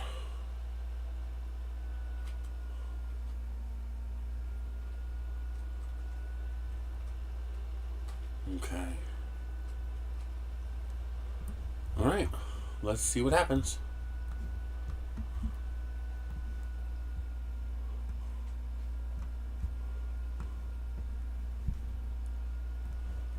All right. Delete the mega top. I can delete this too. Yeah, I'm gonna rename that. I like the idea. Whoever did that. No, I don't drive for Uber Eats. You cannot make money driving for Uber Eats.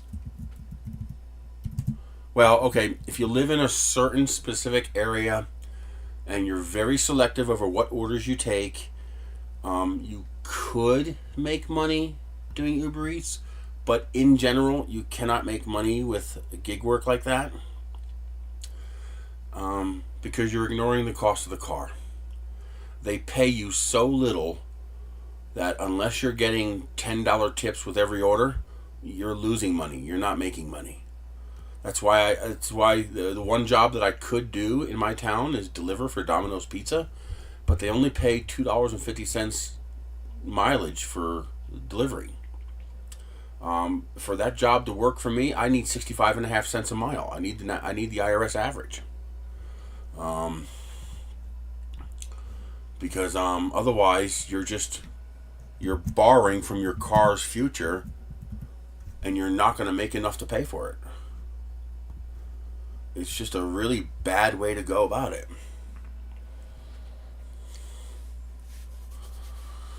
Only under very specific conditions can you do such a job profitably.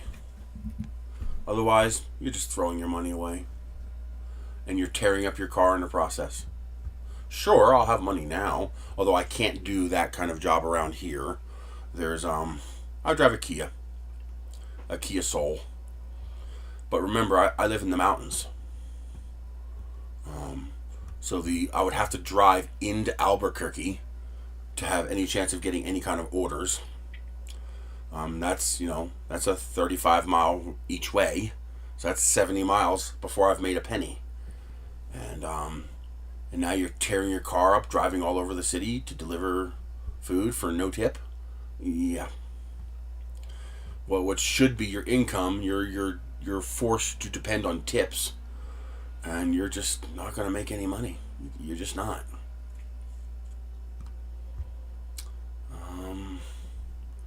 Let's see. I also want to get rid of. I want to get rid of the infill above here. Okay. 52. Add. And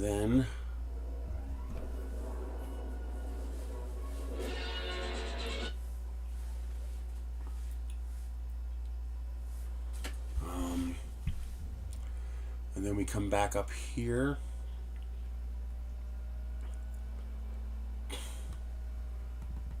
$255. Add. Okay.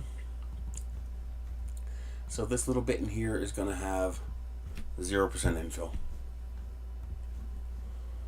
Okay.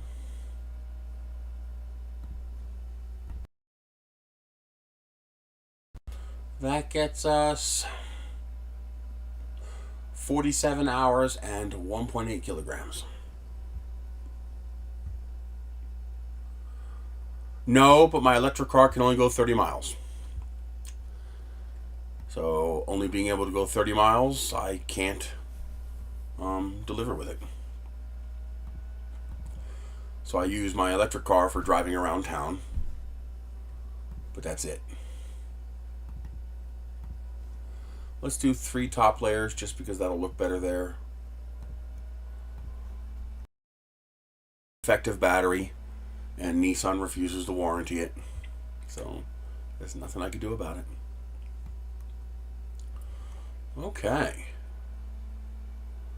I likey. What did you do that for? Why did you do that? Jesus. Oh, that looks like it lines up pretty good.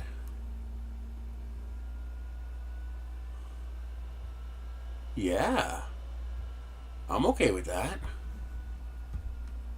Come on.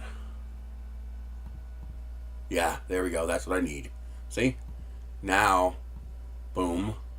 Even though this is a floating layer, these outer 3 walls are connected to these outer 3 walls. I guess I could sell it, but I wouldn't get any more than scrap value for it because it has a bad battery.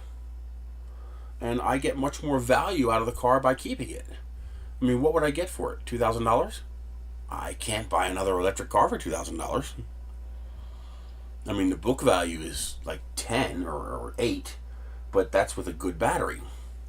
The car only has 60,000 miles on it, not even.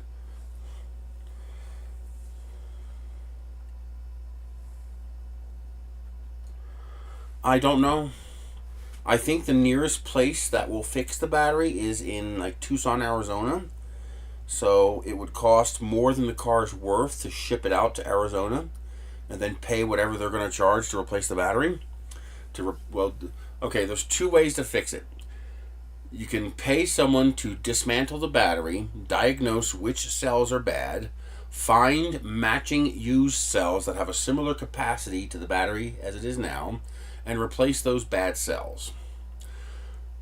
I'm not likely to find a place to do that, so I'd probably have to just replace the battery, and you're looking at about $12,000, $10,000 to $12,000 to replace the battery. It's about the same price to the dealership, $9,000 or $10,000.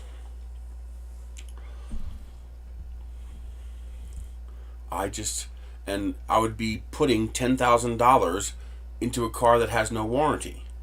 That doesn't make any sense. I mean, on a car that I can't go to AutoZone and get parts to fix, that makes no sense whatsoever. I just would not do that. At that point, you just buy a new car. I can get another Nissan Leaf for $15,000 or $16,000. When it's 2 years old off lease, that only has a couple thousand miles on it. But I don't have that kind of money. So sadly, there's just not a whole lot I can do about it. Okay. So we do all that, and then we print that. Good. Yeah, I can live with that. Oh, that looks good. Oh, this looks like so much fun. Oh my God, this looks like so much fun.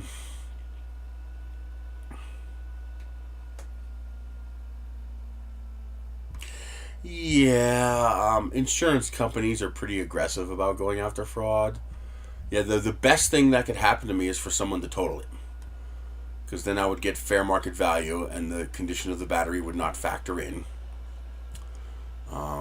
But, I know this sounds weird, but sadly I'm a good driver. So, it's not likely to happen. Okay. I like it. Now, ideally, I would print, to here in the multicolor filament, and then here I would switch to like a translucent filament, and put RGB lights inside of it. That would be pretty cool. I could just mount a light inside the actual cap. Let's see here. Let's export this. I want to print this. It's going to take 2 days. I don't care. I want to print this. So Megatop G code.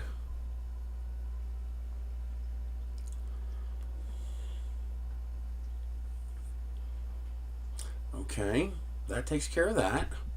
Let's save the factory file. Megatop factory. Let's remove this. Let's get the tippy top.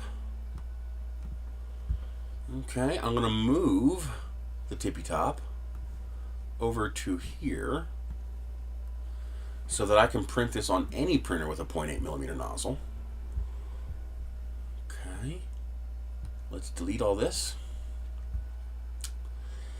Okay, so I'm going to try the TPU trick with this as well. Well, no, this one will have a heated bed, so I don't have to worry about it. Let's see, custom zones. Let's get rid of the custom zones. I am going to need to do variable. I am going to need to do this top with fill. So 100, add.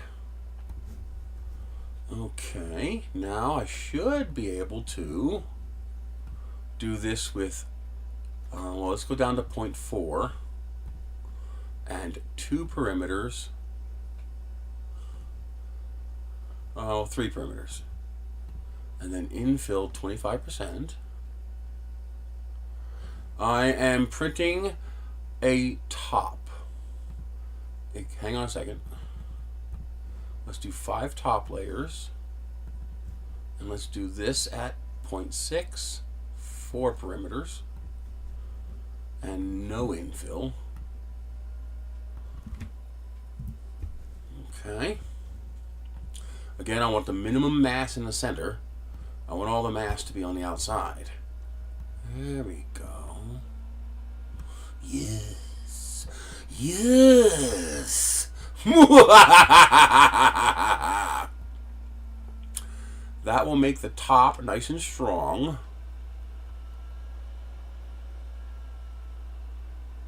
Now see, why does it do that? I do not want that.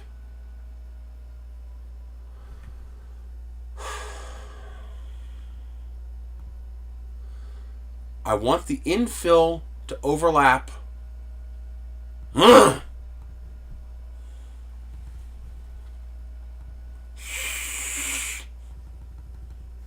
What if I do this?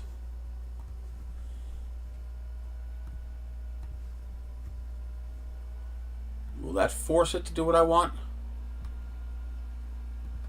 Yes. See?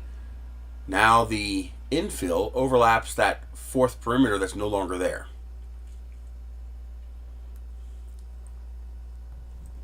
So at this point, what I want to do is change this to 2 perimeters. And then we're going to add another layer at 105. Nope, it's got to be divisible by 4. It is. 105 is divisible by 4. Do that. And then change this to 3 outlines and top layers. Okay. That should force it to do what I want. Do not disobey me. I will bite you. There we go. Now we have a nice overlap for the infill bridge to start, and then we switch back and we're good. And now we have a nice solid tip for spinning on. I am making a gigantic spinning top. A 400 millimeter diameter spinning top that's going to weigh 2 kilograms. And I'm going to put my cordless power drill onto the top of that and spin that bitch up.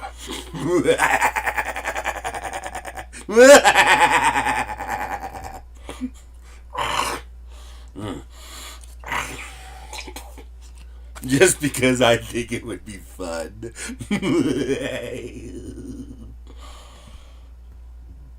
Let's see. Yep, that should work. That is good for the top.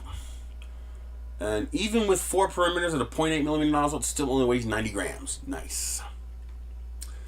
Export. And that is the tippy top. And save this as tippy top.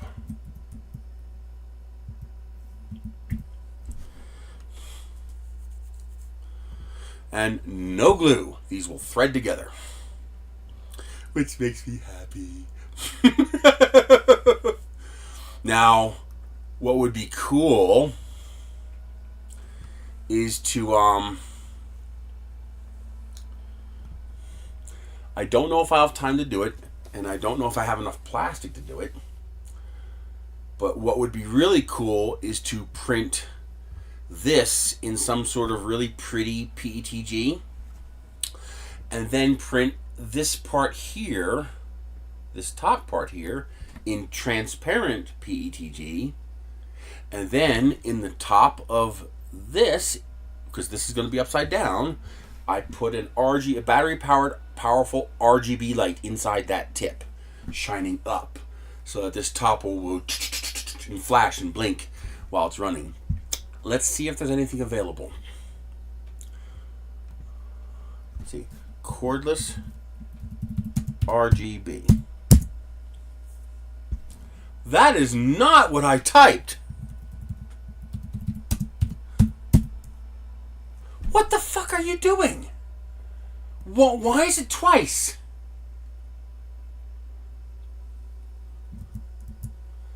Stupid computer.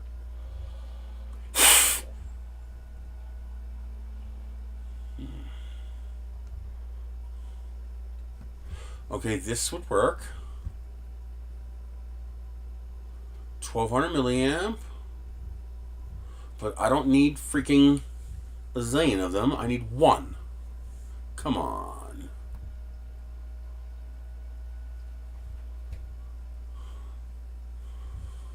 But I also need it to be bright. Like, I don't think these would be bright enough.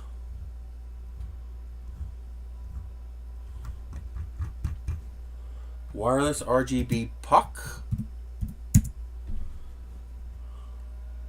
Okay, here we go. We're getting closer. Puck lights with remote control, battery operated. Do they do color changing? I need color changing. Because it might be worth doing a PETG one if I can do the color changing. Because that would look pretty sick. That would be so freaking sick.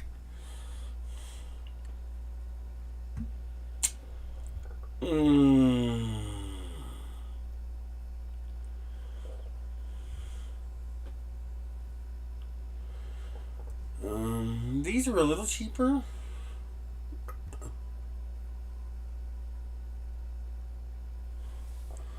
These are a little more focused. This is what I need. I need something like this with a focused RGB LED. Because I need it to shoot up into the thing and really light it up. I mean, something like this could work depending on how big it is. I don't have the money right now, though. I can't order any of these.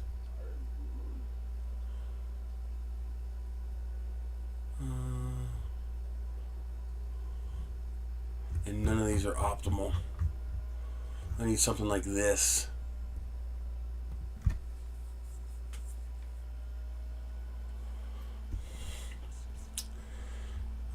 $22 for a 3-pack. It looks pretty bright.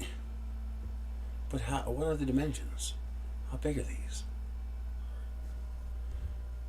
Probably too big.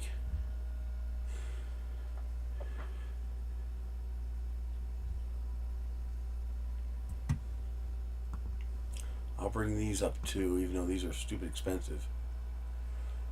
I think these decorative ones here, I think they're not going to be bright enough. I need something with a lens on it that's going to shoot that light up into the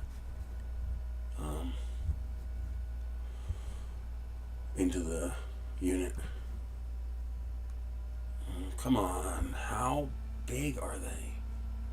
RGB multicolor. Now can I...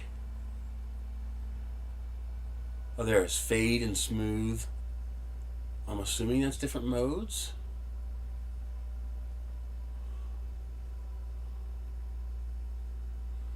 Nine colors, 2 dynamic modes. I'm assuming that means it'll change colors. Come on, where's the dimensions? How big is the goddamn thing? See, that looks pretty small. Ideally, I need something that's 80 millimeters. These are just freaking puck lights with AAA battery. Is this the tariff effect coming into play? Is that why these cost so? Well, there's 5 of them. Oh, come on. How big is it?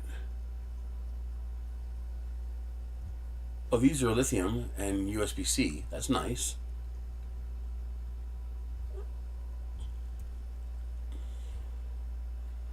How can you post something like this without posting dimensions?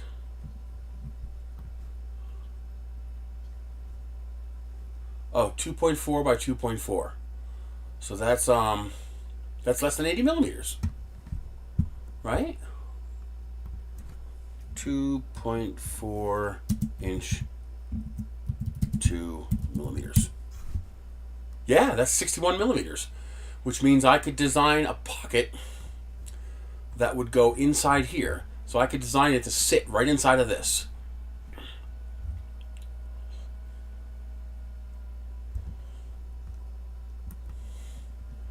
Heck, with a little infill, I could just literally drop it in here.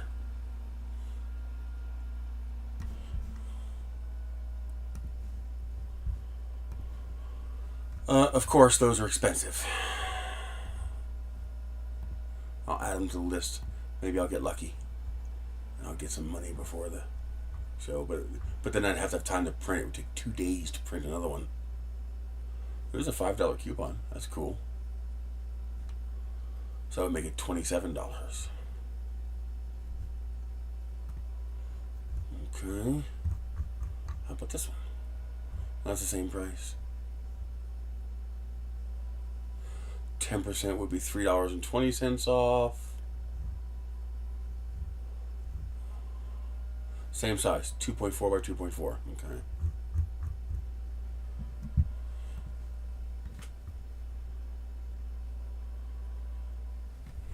That's not RGB.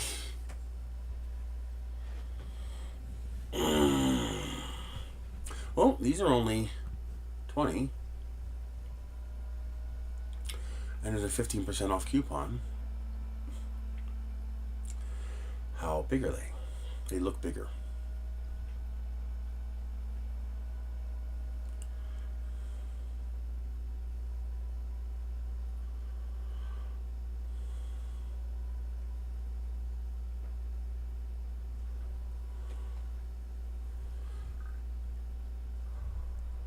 Uh, 3.2.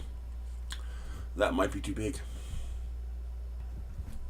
3.2. That's 81. That's too big. I think it's too big. Interesting. I'll have to look around. Maybe I can find something on Temu. Yeah, let me check Temu.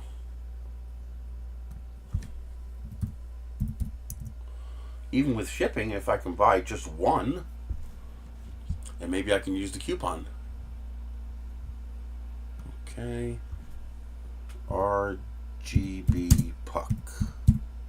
Light.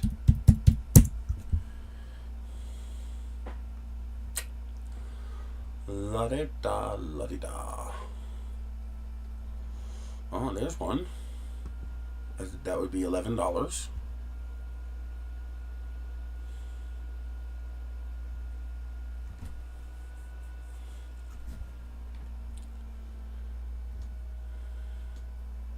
That looks pretty compact.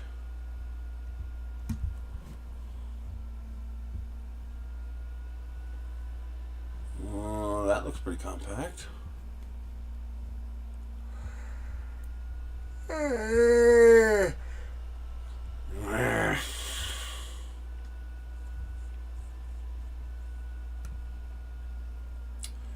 Looks like it has a warm and cold white chip as well as an RGB chip, which means this is probably not as bright.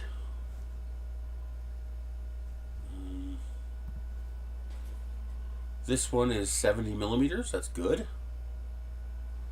It's only got a 500 milliamp hour capacity, but realistically, I don't need that long.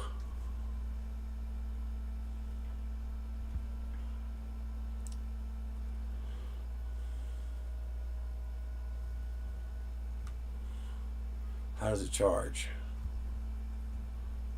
I don't want no stinking micro USB.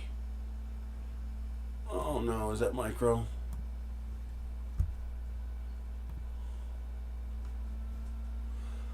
I can't tell. That's a fake picture, that's a render.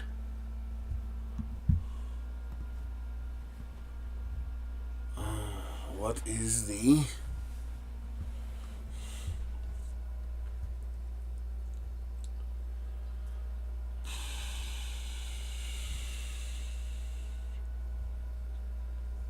control Type C charging port. So it is Type C. That's good. Okay. It's got potential. It's got potential. And that's not too bad. That's 3 of them for $13. I'll add that to the cart for now. Oh, you want me to get rid of stuff, huh? I guess we can get rid of those. We can get rid of that. Remove. Okay. How much is the... It's 21 for the 6-pack. So it's actually cheaper to order 2 3-packs than it is to order a 6-pack. They do this all the time. This happens all the time on Temu, where buying the multi-pack actually costs more money. Like, obviously it costs more because you're getting more, but I mean more per unit. Now this one's got a 1000 milliamp. It's also 3 of them and only costs $2 more. So twice the battery capacity. It's also USB-C.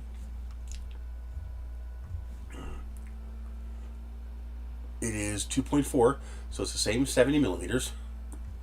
So I think this one might be better. So let's add that to the cart.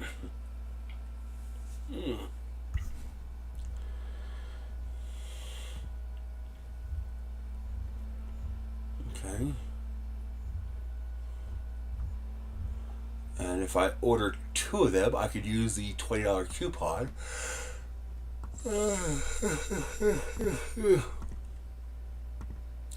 Okay.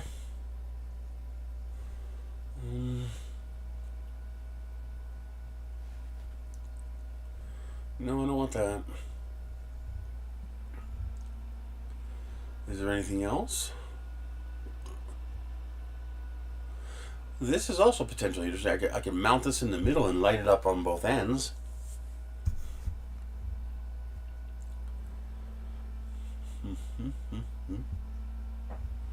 Da, da, da, da, da, da. Okay.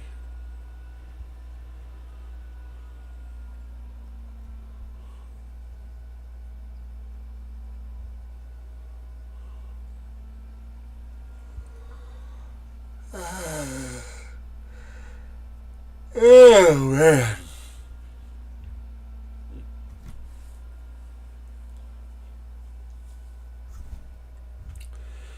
How big are these?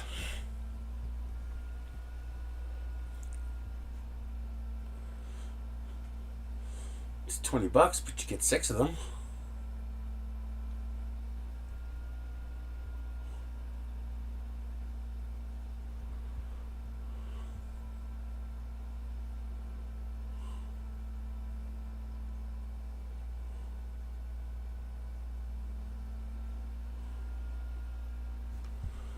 I need to know the dimensions.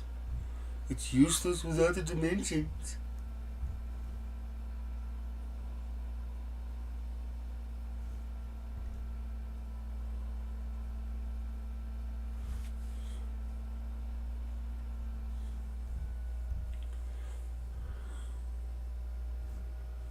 Come on, what's the fucking dimensions? I don't get how they can post stuff like this and not tell you how big it is.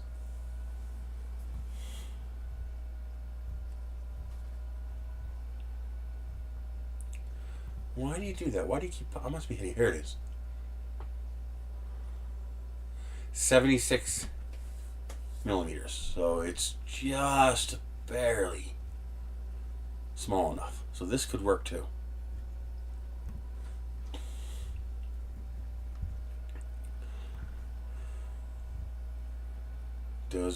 Do all 4 of them light up?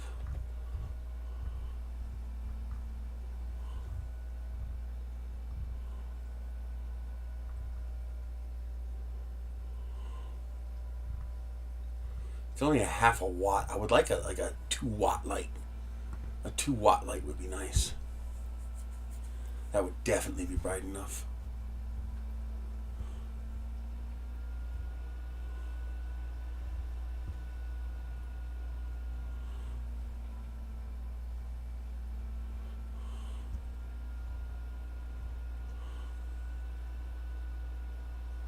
There's 12 volt. That's the part I don't know, is I don't know how bright it's going to be. The ones with the lens will probably be bright enough, but that one with the 4, it's only a half a watt. So I don't know how bright that's going to be.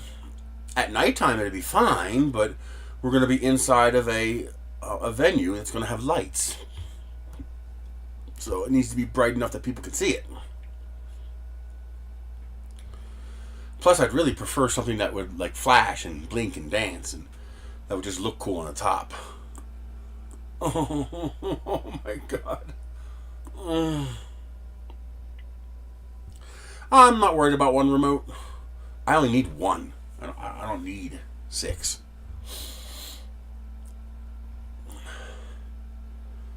If I have my way, I'm going to literally just take a piece of Velcro, slap a piece of Velcro on there like this. No, a piece of Velcro like this, and then just slap it on there and spin it. It's not going to care. Trust me, it's not going to give one single damn. Ooh, I got to reslice the top. I want that in PLA. Well, no, I could just change the fan speed. I just need the fan speed to be high. Because I can alter the temperature. But I don't think I can change the fan speed on the Chiron. On this printer, I can change fan and... but on this one, I don't think I can.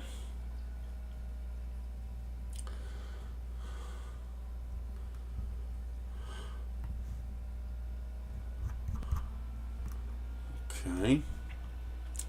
I believe this is a Silk PLA Plus, so I'm going to want the temperature to be like 220, and then the cooling to be 100, and then let's make sure the actually temperature, let's make layer 1 240, and then layer 2 220.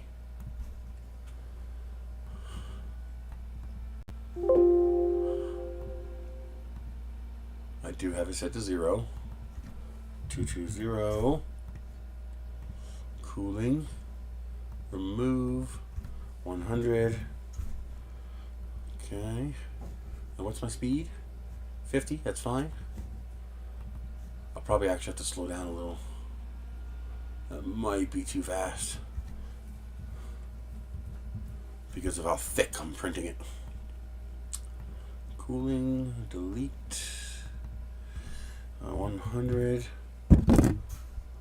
Oh, I also have to change this to be 100 so it does not slow down when it does that interchange.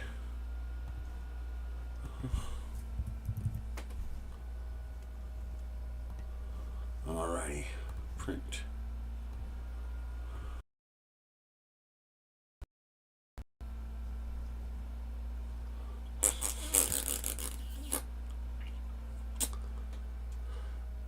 Export. I'll probably do PETG for the tippy top just because it'll be more durable, for more abrasion resistant, I think.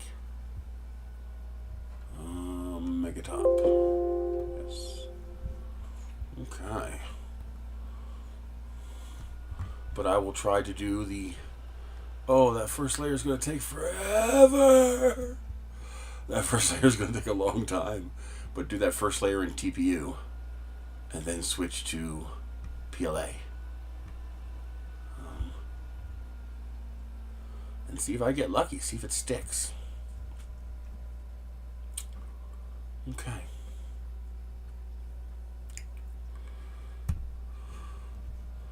All right. I think that's about it.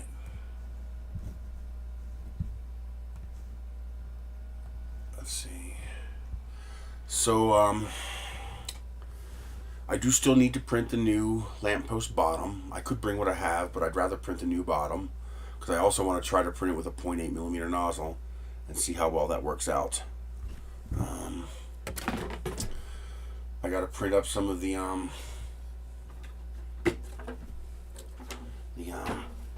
flag post mounts in the new TPU method.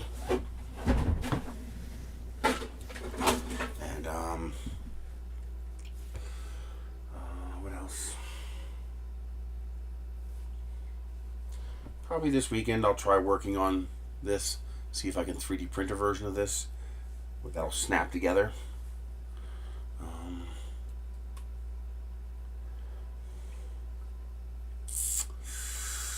Maybe if I have time, we'll see. But I definitely want to get the spinning top going. I'm wondering if I should just bite the bullet and print it with PETG. But I really want to use the color changing plastic. I think that would look cool. But I can't do PETG and PLA. PETG and PLA are not compatible. They will not stick to each other. So I cannot do that. I never actually plugged this inverter in to see if it works.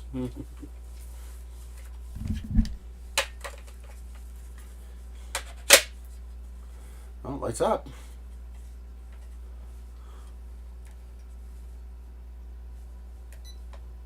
Oh yeah, that works. Boy, that sucker's bright. That'll get your attention.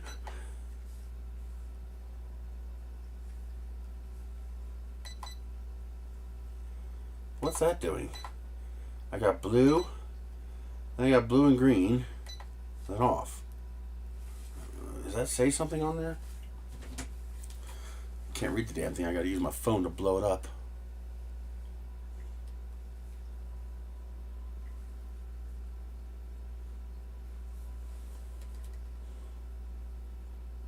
For official general banner.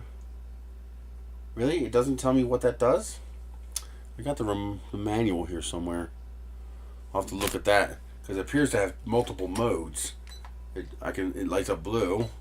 It lights up blue and green to make it teal, and then off. If I had to guess, USB AC. I don't know. Okay. The only thing that sucks about this is it's only 220 watts. Even though we know these batteries can put out a lot more than that. It would have been nice to have like 400 watts. Would have been nice. And I'd also like to build. They make an inverter like this that takes 6 batteries, and that'll do like 1200 watts. I might try to build one day, maybe. That might be fun to try to build one of those.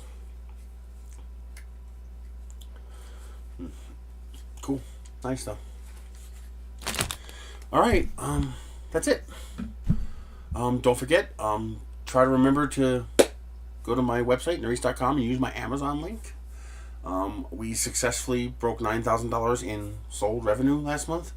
So I got $280 in commission, and I got the $330 bonus. And it looks like they're going to do the same thing for May and June.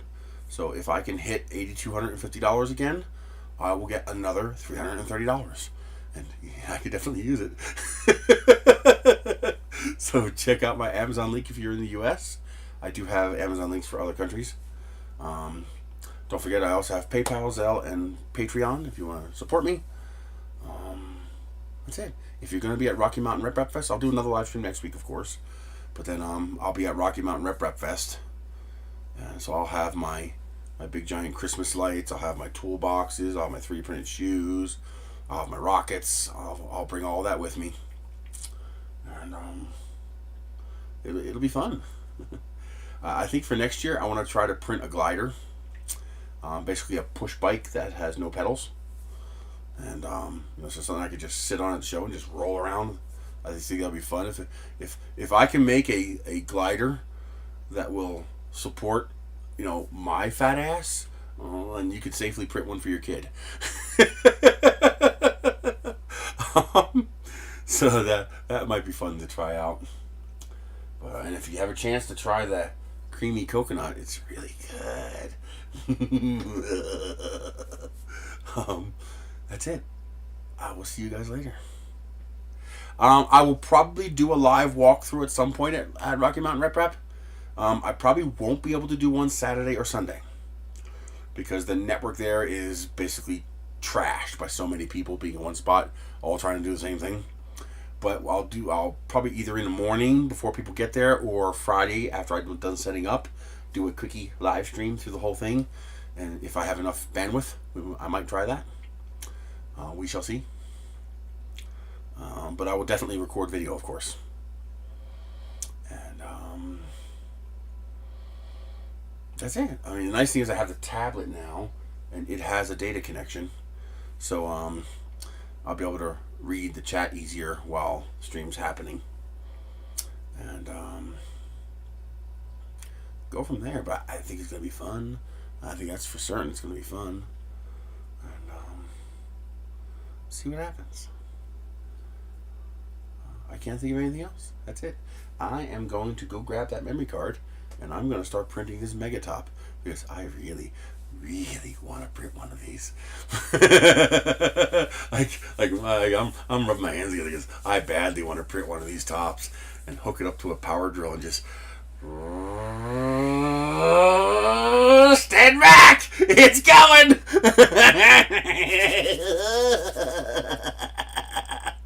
I think it's gonna be fun.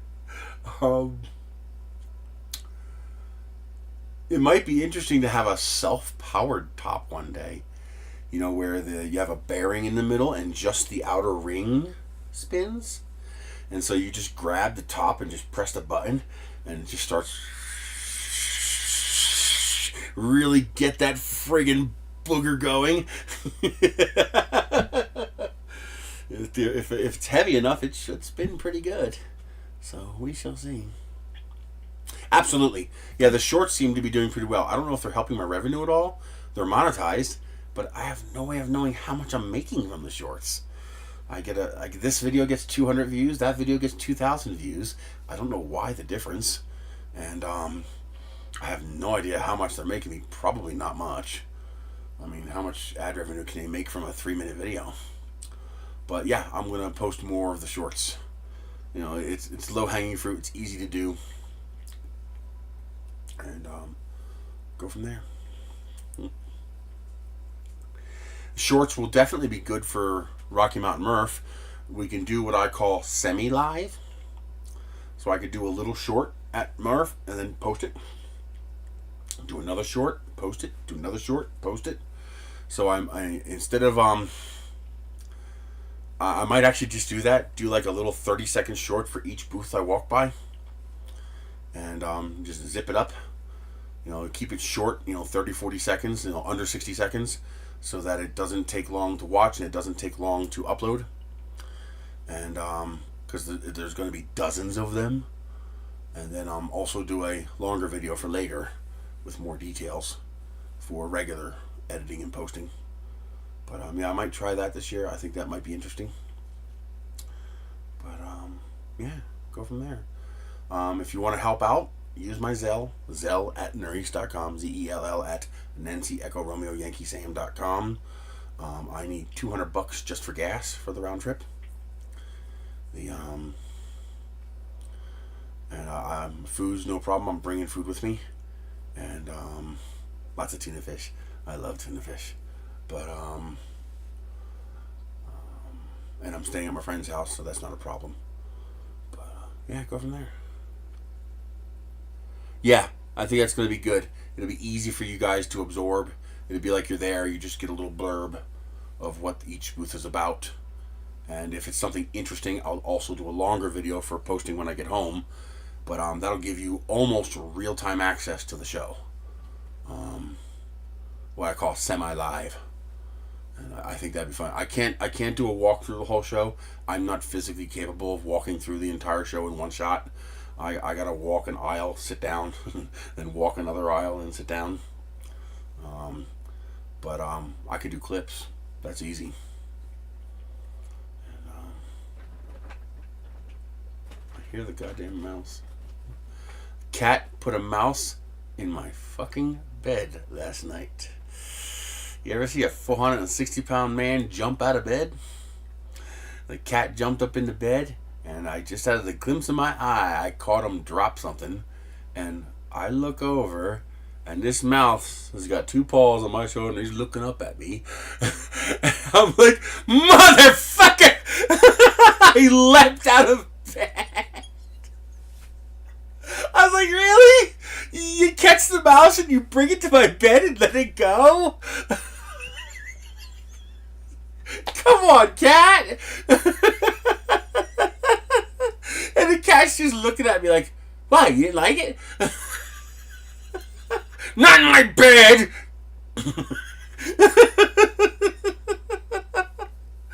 Oh my god, I have crazy cats. They're good boys, though. Yeah, he's a good boy. I love my cat. He's a good boy. Alrighty. I will see you guys later. And I will get some shorts posted as I make these things. Oh, the Chiron's going to be pretty busy. I'm probably not going to do the chameleon. I don't think there's going to be time. Especially since I think it requires support. Yeah, he's always been. I heard it's not good to disturb cats when they're sleeping. That it's stressful to them to constantly be woken up when they're sleeping, when they're trying to sleep. So I try not to bug him when he's sleeping. You know, when he wakes up, he'll come over and start headbutting me, saying, "Hey, it's time for me to be pet." How you doing, Silver Trade?